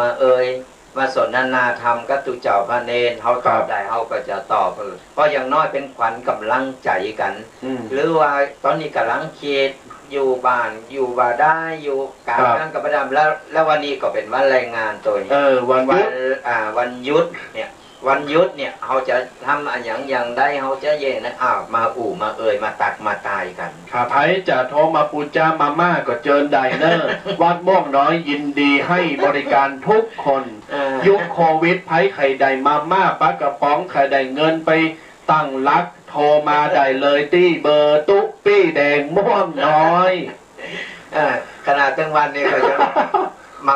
ตอนเจ้าก็ต้มมาม่าเนาะตอนเพลงก็พัดมาม่าเหือเนนกันตอนแรงหรอตอนแรกน้ำปั่นนะน้ำปั่นนะเอามาม่าไปน้ำปั่นนะเนาะเอาไปปั่นไว้ก่อนเนี่ยเอามาม่าไปตุ่มแล้วไปปั่นปีน้ำสอหูกินตอนแรงหยาดโยมคือขอโทษนี่วาลินเซลลินกันโมนเนอร์ตอนนี้มีอย่างประหยัดเขาก็ประหยัดกันไว้ช่วงนี้มันช่วงวิกฤต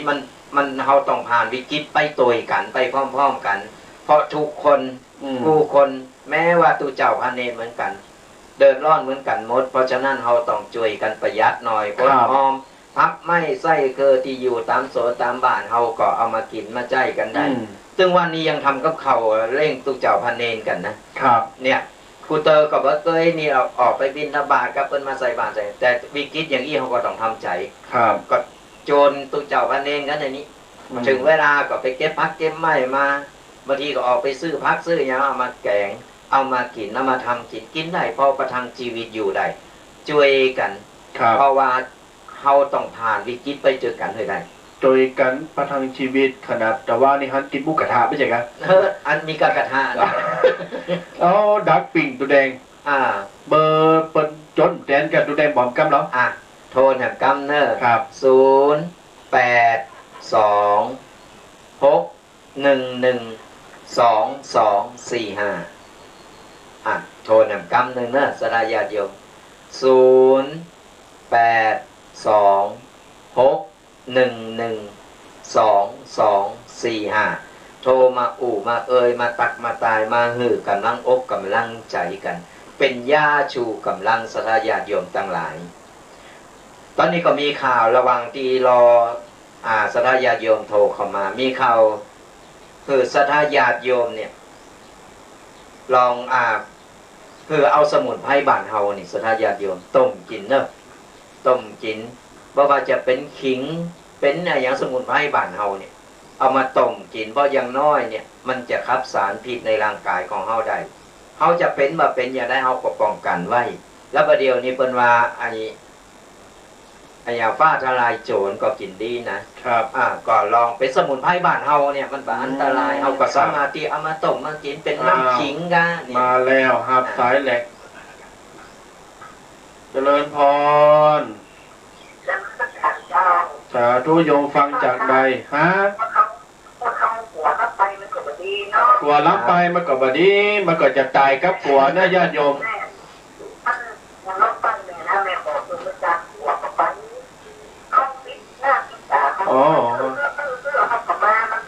แม่เรามาปอให้ปอดีนะกะป้องกันตัวเนี่ยไม่เป็นอย่างบ้านเฮาไม่ต้องมากลัวอย่างนักเนอะแม่ลาบุญกำบุญจูอยู่ห้านล่างนักกว่าใช่แล้วแม่เนอะโอ้แหมโทแหม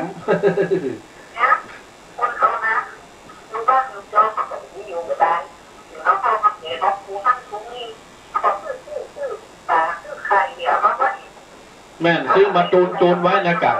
เอามาตูนไว้ในตู้เย็นท่านถึงเวลาก็ออกมาแห่มากินกันนะกะใช่ละ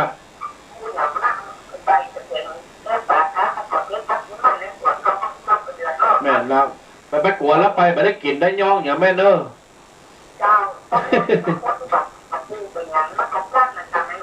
แม่ละ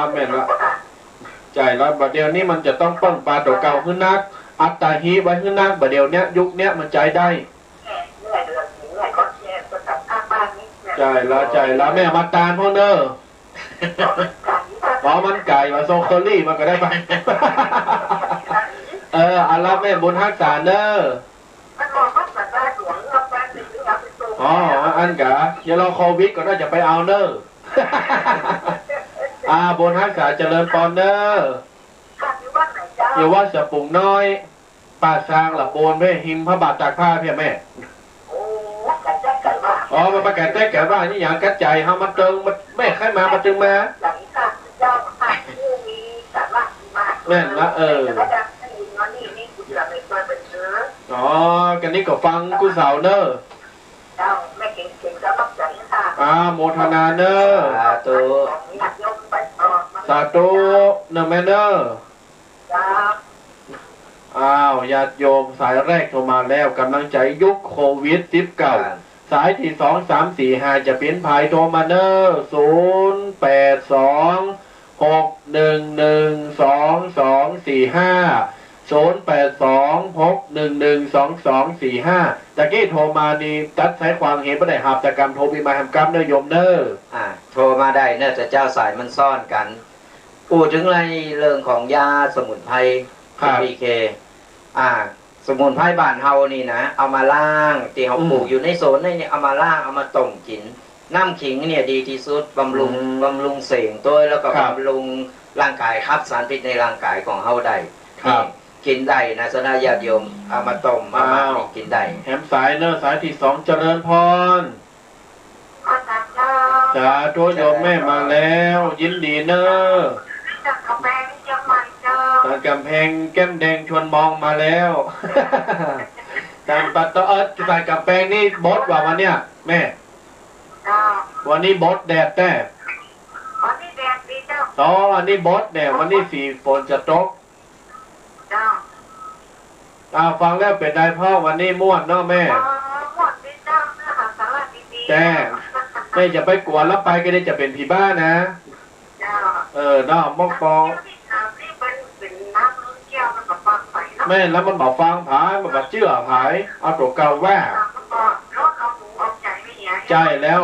ต้องฮับต้องฟังเป็นน้ำตีฮับได้ตลอด แล้วมันกับวัดงูกับกู้อย่างที่สอนที่น้องให้เอากู้นะ แม่รับแม่มนักษาเจริญปอนเนอร์ เจ้าถ้ากำลังใจนะเจ้า สาธุ เจริญพรฮัลโหล โอ้บัตรจานนันย่าเนี่ยวะฮัลโหลโยมแม่ เปิดสายแล้วเนอะ อย่าไปมาด่ากันหน้าไม้นี่นะบัตรจานนันย่าเนี่ยมันโทรหาก่อนอีบ่ะก้อยใจเย็นๆเนอใจเย็นๆเหมือนน้ำลูกไก่โทรมาเนอโยมแม่เนอบัตรจานนันย่าเนี่ยตะกี้นะโทรมาเนอตะกี้ไม่ไปอู้นะเปิดไม้นะตะกี้นะเปิดไม้นะโยมจะไปเขตนะช่วงนี้นะพยายามใครโหเอาไว้ตุนเจ้าคนนี้กับลาจำลาพี่บ่านะตุนเจ้าคนนี้นะนี่ญาติโยมโทรมาให้กำเนอ0826112245ตะกี้ใต้เบอร์โทรศัพท์1723ตะกี้ตีว่าตะแก้ตีจมตะแก้วางสายไปเฮียโทรไปมาเนอโทรไปมาเนอระหว่างรอนี่ก็ โทรมาใหม่เด้อสายมันซ่อนกันซัมเตอร์นี้เป็นเต็กเป็นนี่คนเฒ่าเนาะมันอาจจะจ้ากันไปหน่อย ก็เขายังมีเวลาอยู่สนาญาติโยมทั้งหลายโทรเข้ามาได้ที่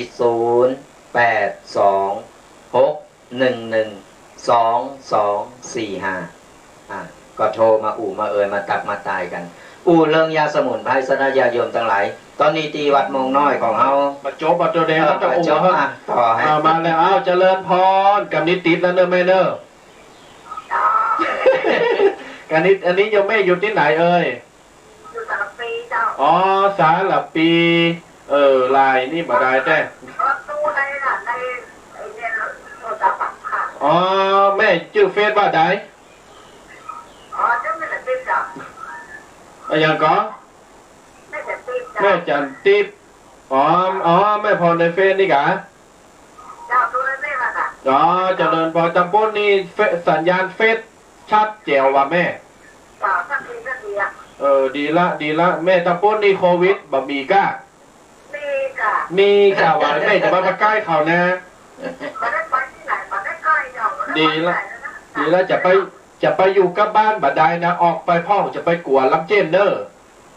แกเดียว หัวรับจังจ่ายนะ แม่นะกลัวลำจ้างจ่ายเอาลำจ้างเจ้านะเปลี่ยนไปยังอยู่ป่าช้างเนี่ยนะ ในจังหวัดดอนน้อยอ่ะ อ๋อแม่กันเนี่ยกะดอนน้อยกันสปุงน้อยม่วงน้อยมันน้อยเดียวกันนี่หรอแม่กันเนี่ยกะ ไม่ใช่ แม่กันเนี่ยกะกันได้มาก้าวก็โทรหาแล้วก็เข้ามาได้เนอร์ยินดีต้อนรับโยม เรียกไปตามระดับยามนะ อ๋อดีละอยู่เวทกันนี่หมดเอาละบุญรักษาเนอร์เจริญพรแม่ฮะ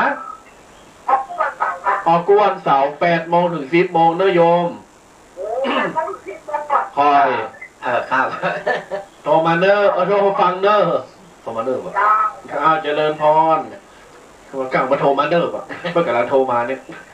เอาญาติโยม0826112245มาว่าจะหาฟังในเฟซใน YouTube ของสถานีหรือว่าในวิทยุ 104.50 หรือตีหับสัญญาณไปได้ก็ตามโทรศัพท์มาตะไกอุจจากันได้แฮมซ้าวกว่านาทีเนอะอย่าโยมเนอะยังมีเวลาเลยก็อยู่เนอะสนะญาติโยมมามาเนี่ยมันเป็นการแลกเปลี่ยนกันได้เพราะอย่างน้อยเฮาอึดอัดเฮาอยู่ในบ้านในจองเนี่ยเฮาอึดอัดเฮาก็สามารถที่เอามาระบายมามามันก็ผ่อนคลายกันไปเนี่ยสนะญาติโยมทั้งหลายขอต่อแห่งกำหนึ่งว่าตอนนี้สนะญาติโยมท่านใดที่ต้องการสมุนไพรเป็นสมุนไพรไทยเฮานี่นะสนะญาติโยมก็แจ้งเข้ามาเพราะว่าแจกฟรีแจ้งสนะญาติโยมเอาไปต้มไปกินเพราะอย่างน้อยมันก็แก้เจ็บแก้ปวดแก้เมื่อยแก้ไข้ครับสารพิษในร่างกายเป็นยาสมุนไพรไทยแต่ว่าปรุงโดยหรือว่าเข้ายาโดยพระอาจารย์จากกัมพูชาเป็นจะทำเฉพาะวันพระใหญ่ครับ วันพระใหญ่อย่างเดียวเอาสมุนไพรไทยบ้านเฮานี่เอามาปรุงและแจกคือสนะญาติโยมฟรีเนอะแจกคือฟรีก็ใครสนใจอย่างได้ก็หลังจากสายจบรายการแล้วก็โทรเข้ามามามาตากมาตายกันได้หรือว่าต้องการจะเอาไปต้มไปกินครับอย่างน้อยก็ครับสารพิษในร่างกายของเฮาได้เนี่ยครับเฮาไม่ได้เอาไปกล้าไปขายเนอะสนะญาติโยมเฮาแจกหรือสนะญาติโยมเนี่ยเอาไปลองกินลองใจข้างนี้เป็นข้างที่4ที่เตียนพระอาจารย์จากกัมพูชาเป็นพักอยู่วัดมงน้อยแล้วก็เปิ้นก็ได้มาเข้ายาเพื่อจะเอามาแจกจ่ายสนะญาติโยมได้ลองกินลองใจกันก็ตักตายกันมาหลังจากจบรายการแล้วเฮาจะได้จดรายชื่อและจะส่งตามตีสนะญาติโยมต้องการกันโทรกันเข้ามาได้มีอย่างมามามาตักมาตายมากำลังใจกันสนะญาติโยมตั้งบ้านตั้งบัดเดียวนี้เป็นอย่าได้หรือฟังตั้งปุนบัดเดียวนี้ฝนตกกาเนี่ย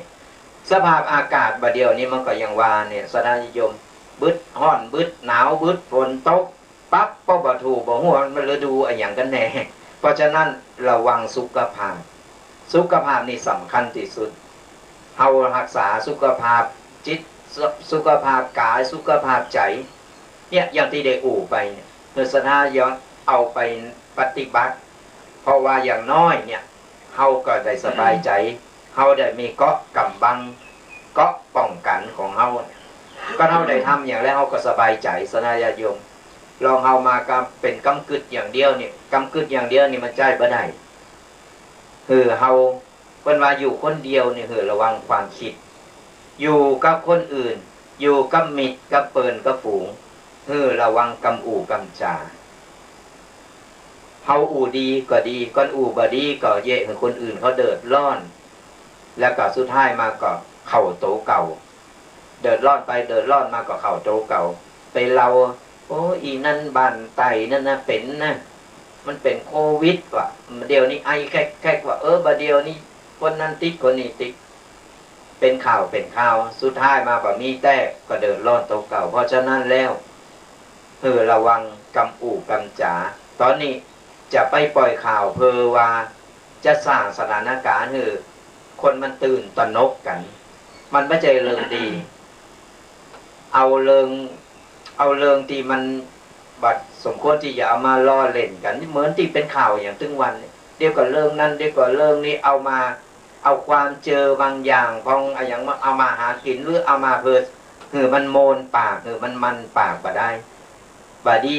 ดีทำเพราะฉะนั้นเราต้องช่วยกันดูแลช่วยกันสอดส่องช่วยกันพอนี่แหละร่วมด้วยช่วยกันนี่ศรัทธาญาติโยมเฮาก็จะอยู่อย่างสามัคคีอยู่กันอย่างมีความสุขแล้วจะผ่านพ้นวิกฤตกันไปตัวกันบางคนนี้หันเปิ้นไอ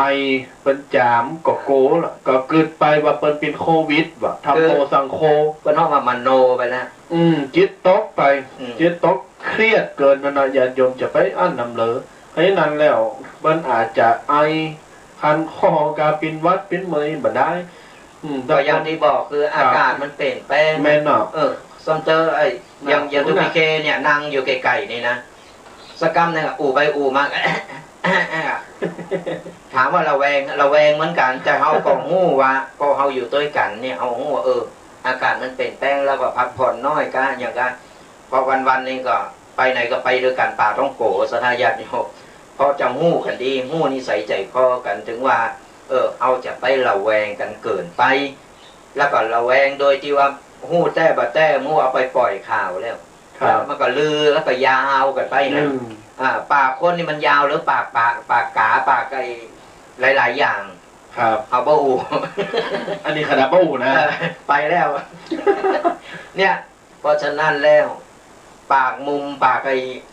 แปะๆบันเฮานี่นะคือมันอยู่อย่างเงี้ยมันต้องไปสาวต่อความยาวสาวความยืดมันสร้างความเดือดร้อนกันไปเปิ้นเดือดร้อนเฮาก็ต้องเดือดร้อนเหมือนกันฉันได้ฉันนั้นเพราะฉะนั้นบัดนี้บัดนี้ทำดังนั้นแล้วตามตีอูไปเตมดเตมอนเนี่ยพี่น้องศรัทธาไผตีจะปรึกษาหารือหรือว่าจะโทรศัพท์เข้ามาเป็นกำลังใจแหมสัก2-3 สายก็ยังตันอยู่เนอะเบอร์โทรศัพท์ตีหือปลายเบื้องต้นก็จะย้ำแห่งกรรม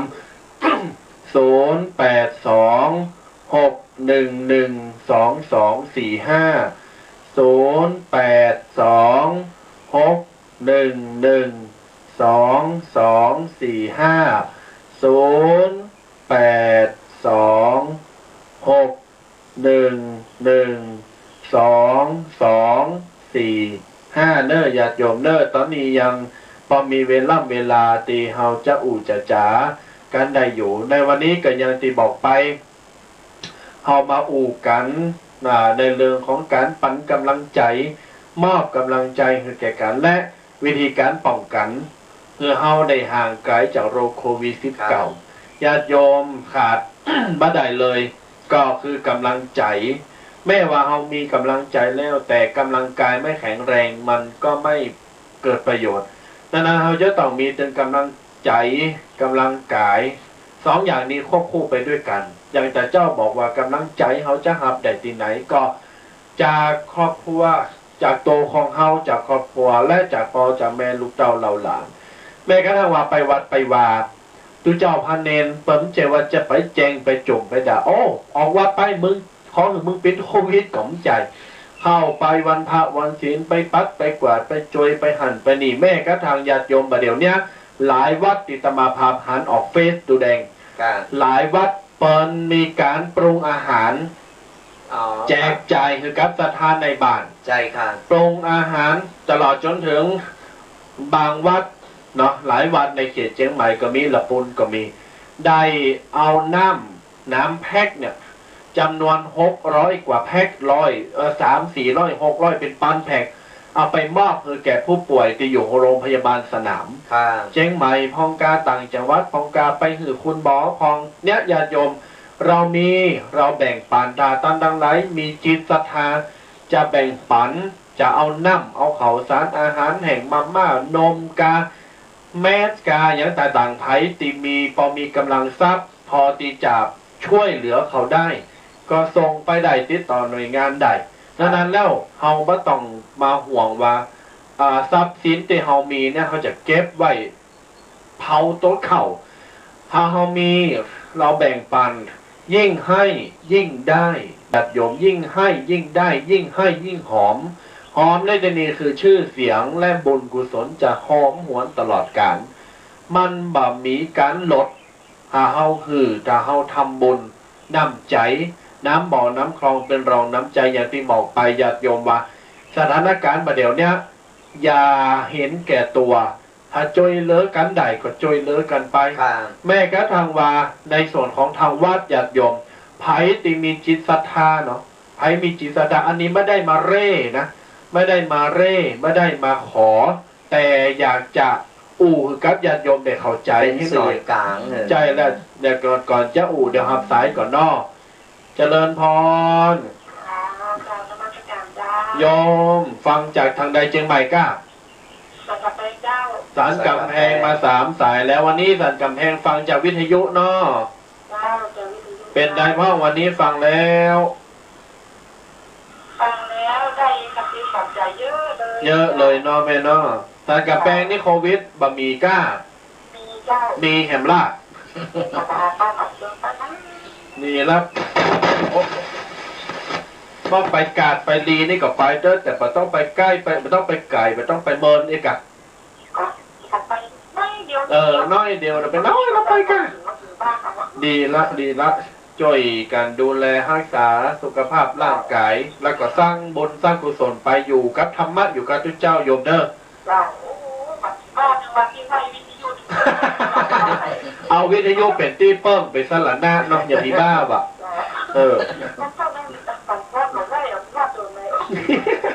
เป็นยังกำลังใจแม่เนอบุญรักษาอยู่เย็นเป็นสุขสาธุยันว่ายกวัดไปไว้ในบ้านหนอหลาตลาดเป็นผีบ้าไหวผัดย่อยไหววิทยุจึงวันทำโมจ้างทั้งหลายอย่างที่บอกไปในวัดท่านก็ต้องการเหมือนกันหลายวัดบ่มีการบิณฑบาตหลายวัดงดการบิณฑบาตอาจจะมีพองแต่ว่าไปพองแบบไปพองเว้นไปเว้นมาญาติโยมจะใส่บาตรโกวะญาติโยมจะมาทำบุญอย่างวันพยาวันที่ผ่านมาก็โกวะญาติโยมบัดเดี๋ยวนี้ทำบุญออนไลน์อย่างวัดท่านหริพุนชัย8 เป็งวัดพระบาทตากผ้าเปิ้นก็ทำบุญออนไลน์งานส่งน้ำแล้วมาอู่กันต่อเนาะหับสายก่อนเจริญพรฮัลโหลอันนี้ภายหน้าอยู่เชียงใหม่ครับอยู่เชียงใหม่จากทั้งใดน่ะมุมไหนของเชียงใหม่จากใต้ฟังจากในเฟซกะฮะจำจะอยู่วิทยุวันนี้สัญญาณชัดเนาะดีละโยมป้อดูในสุขภาพร่างกายเนอะขอให้อยู่ดีมีสุขอายุมั่นขวัญยืน100 สาวเจริญพรเนอะสูตรยามีก็ครับมีกะกระเดียวหลังจากจบรายการแล้วจะให้ตุ้ลุงแดงเปิ้นโทรปิกไปเนอะเรื่องยาเนอะโมทนาเนอะโยมเนอะสาธุตุแดงจำเบอร์ไว้ให้เนอะ6320น่ะก็อันนี้ตายน่ะก็เริ่มมาตั้งมาใหม่แล้วกันเนี่ยญาติโยมในวัดเองก็จะต้องเข้ากับสถานการณ์หากว่าญาติโยมโกก็ออนไลน์ก็มีหรือส่งเคอรี่ส่งไปรษณีย์มาก็ได้มาม่าเอาไปพัดไปต้มเนนประตึงหมักหรอหลาตำหลากินดิบจิ้มก็คนหนึ่งก็มีไหนเนนน้อยมันล้ำอีกว่าล้ำครับอาจารย์ที่ดู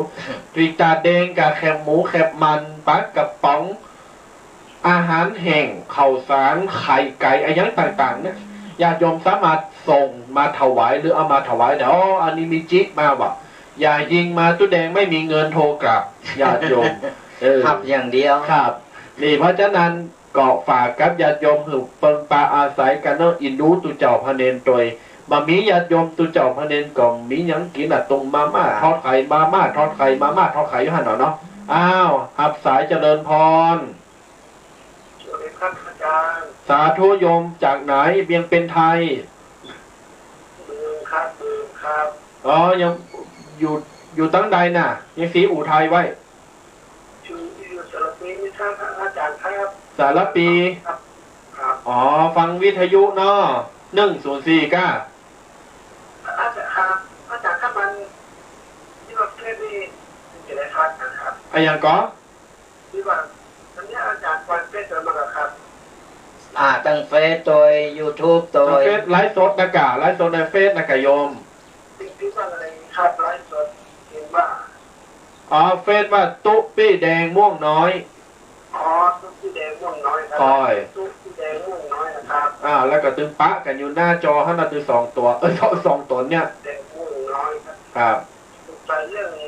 ไอเชิญนะครั อ๋อเข้าไปในเฟซได้ เข้าไปในเฟซแล้วก็ตักมาหรือโทรมาหลังไม้ได้เนอะ ครับ เจริญบอเนอร์สาธุอ้าวไผ่ต้องการยารักษาโรคแก่เจ็บแก่ปวดแก่เมยไผ่ปิ้นความหวานความหวานว่ะความเบาเบาดับอะไรอย่างก็เบาหวานความดันปิ้นโรคซับจางก็โทรมาหาตูแดงใจปิ้นโร สั ค จจางนี่รักษาไม่ได้นะ โควิดจะมากักโตตีวัดม่วงน้อยก็ยินดีต้อนรับเนอะญาติโยมเนอะ ขอพิจารณาก่อน ญาติโยมมาเดี๋ยวนี้9:50แฮม5 นาทีตูแดง ครับ ขอแฮมสายสุดท้ายบอก แขนซ้ายสุดท้าย 082-611-2245อย่างที่บอกสนาญาติโยมทั้งหลาย ของตีเหลือกินเหลือใจหรือว่าเฮาพอจะมีก็แบ่งปันกันไป เฟ้อเผื่อแผ่กัน เนี่ยมันเป็นการกำลังใจกำลังใจกันสนาญาติโยม เพราะฉะนั้นแล้วบ่ว่าไผมีของที่มันจำเป็นที่ต้องใจคนที่เดือดร้อนกว่าเฮามันก็มี เพราะฉะนั้นเฮาต้องแบ่งปันกันไปช่วงก่อนนี้ก็จะมีตู้ปันสุกกันบัดเดียวนี้เริ่มจะมีแหมแล้วนี่สนาญาติโยมทั้งหลายไผมีอย่าได้หรือว่าไผพอที่จะเอาไปรวมบุญรวมกุศลก็ติดต่อทางก็จะมีไอ้หน่วยงานนั่งเปิดอยู่เฮาก็ติดต่อไปทางหน่วยงานกันนะสนาญาติโยมทั้งหลายหรือว่าบอกว่าติดต่อไปทางใดก็เฮาจะเป็นสื่อกลางว่าจะติดต่อทางใดอยู่จังหวัดไหนนี่เฮาก็เอาไปช่วยกันที่หันใดก็มีสนาญาติโยมฝากบอกมาว่าอยากจะบอกถ้ากักโตอยู่บ้านจะไปหายใจกว้างไปวันๆว่าตุบิเคเพิ่นว่านะคุณยิงฟ้านี่เพิ่นตักมาในเฟซเนาะเพิ่นว่าจะไปหายใจมันก็ถูกนะบ่ใจว่าอยู่แล้วเหงาก็งอแกหายใจกว้างไปวันๆมีประโยชน์หยังจึงมีประโยชน์ก็ดูแลความสะอาดในบ้านนี่ดูแลความสะอาดร่างกายจิตใจดูแลความสะอาดในบ้านด้วยในครอบครัวของเฮาปัดกวาดเช็ดถูกันไปนี่ก็เป็นภูมิป้องกันแถมอย่างหนึ่งที่ว่าสามารถป้องกันได้หลายๆอย่างถึงเจอโรคถึงแล้วก็ไปมาก็สะอาดดูแลสะอาดเฮาก็สะอาดจิตสะอาดจิตสะอาดใจตัวอันนี้ก็เป็นข้อคิดดีที่คุณอิงฟ้าเนาะเป็นได้ตักมาทาง Facebook ทุกปีก็ได้อ่านหรือฟังแล้วนี่เป็นข้อคิดของเปิ้นเหมือนกันก็สลาญาติโยมก็ไปงอมืองอเท้าอยู่ปลูกพักปลูกไม้เหมือนที่แม่วานะเหมือนที่แม่เจ้าเปิ้นว่าปลูกพักปลูกไม้ไว้ตามข้างโหข้างหาวของเฮาแล้วเอาเวลาเป็นยิ่งยากวิกฤตต่อไปเฮาจะบอกว่าเป็นอย่างใดต่อเฮาก็ป้องกันเฮาก็ไปเกมโตของเฮาไว้ปลูกพักปลูกไม้ใส่เกลือยังไว้ตามข้างโหข้างหาวถึงเวลาเฮาก็เก็บมากินเก็บมาแกงมากินมาใจกันแบ่งปันกันไปเนี่ยมันก็โมนมันเป็นบรรยากาศที่ว่าเขาต้องหันใจซึ่งกันและกันและตอนนี้ต้องครับจะไปหันแก่โตก็หันแก่โตเหมือนอย่างตีวานั่นแหละแก้ว4 ใบนั่นแหละใครจะเป็นอย่างใดตอนนี้มันจะหู้จะหันกันก็ตอนนี้ให้เอื้อเฟื้อเผื่อแผ่และมีเมตตาต่อกันดีที่สุดปรองดองสามัคคีหักกันแบ่งกันเนอเอาละอีก5 นาที4 นาทีจะหมดเวลาตัวใบแดงได้โลสรุปและก็ปั่นปอนต่อไปนะครับเนอก่อนอื่นก็ก่อนจะหมดเวลาต้องขออนุโมทนาบุญกัสนาญาติโยมตีเข้ามาฟังในรายการวิทยุรายการธรรมะของเฮานี่บ่ว่าครูบาอาจารย์รูปใดก็ตามที่เปิ้นได้เอาความรู้ได้เอาความสามารถของเปิ้นมามามาเล่าสู่สนาญาติโยมฟังอันนี้ก็เป็นการเยียวยาจิตใจของเฮาไปในโตโดยที่เฮาบ่ฮู้โตเพราะฉะนั้นแล้วเนี่ยขออนุโมทนาบุญกับศรัทธาญาติโยมตีแชร์ทาง Facebook ไปหรือว่าคอมเมนต์มาทาง Facebook มีการแชร์มีการกดไลค์กดแชร์คือกำลังอกกำลังใจกันก็ขออนุโมทนาบุญมาตัวและสุดท้ายนี้ทุกปีก็ต้องขออำนวยอวยพรให้กัสราญาติโยมจูบูจูคน จงอยู่เย็นเป็นสุขหายตุกหายโศกหายโรคหายภัยหายเจ็บหายไข้นึกหวังสิ่งใดก็สมปรารถนากูสิ่งกูประการในต่างดีในต่างที่เป็นธรรมขอให้จูบูจูคน จงอยู่เย็นเป็นสุขกันโทนาเนอใจโยใจญะวระดิถีขอปันปอนดีให้กันตัวนาปอแม่ปิตาเอาอาหน้าป่าฝูงหมู่สทายาติมิตรขอจุงสุขสันต์เหมือนกันทั่วทิศเมื่อวาเผ่าผู้ยิงใจฟังทำไปแล้วสุขใจสุขกายอยู่ดีสบายหายโรคโศกเศร้าน้ำทำคำสอนพระพุทธเจ้าขอยึดถือเอาจะไปละ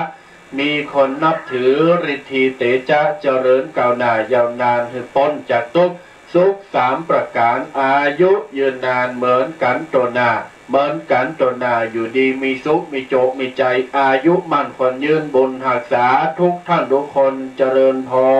เจริญพร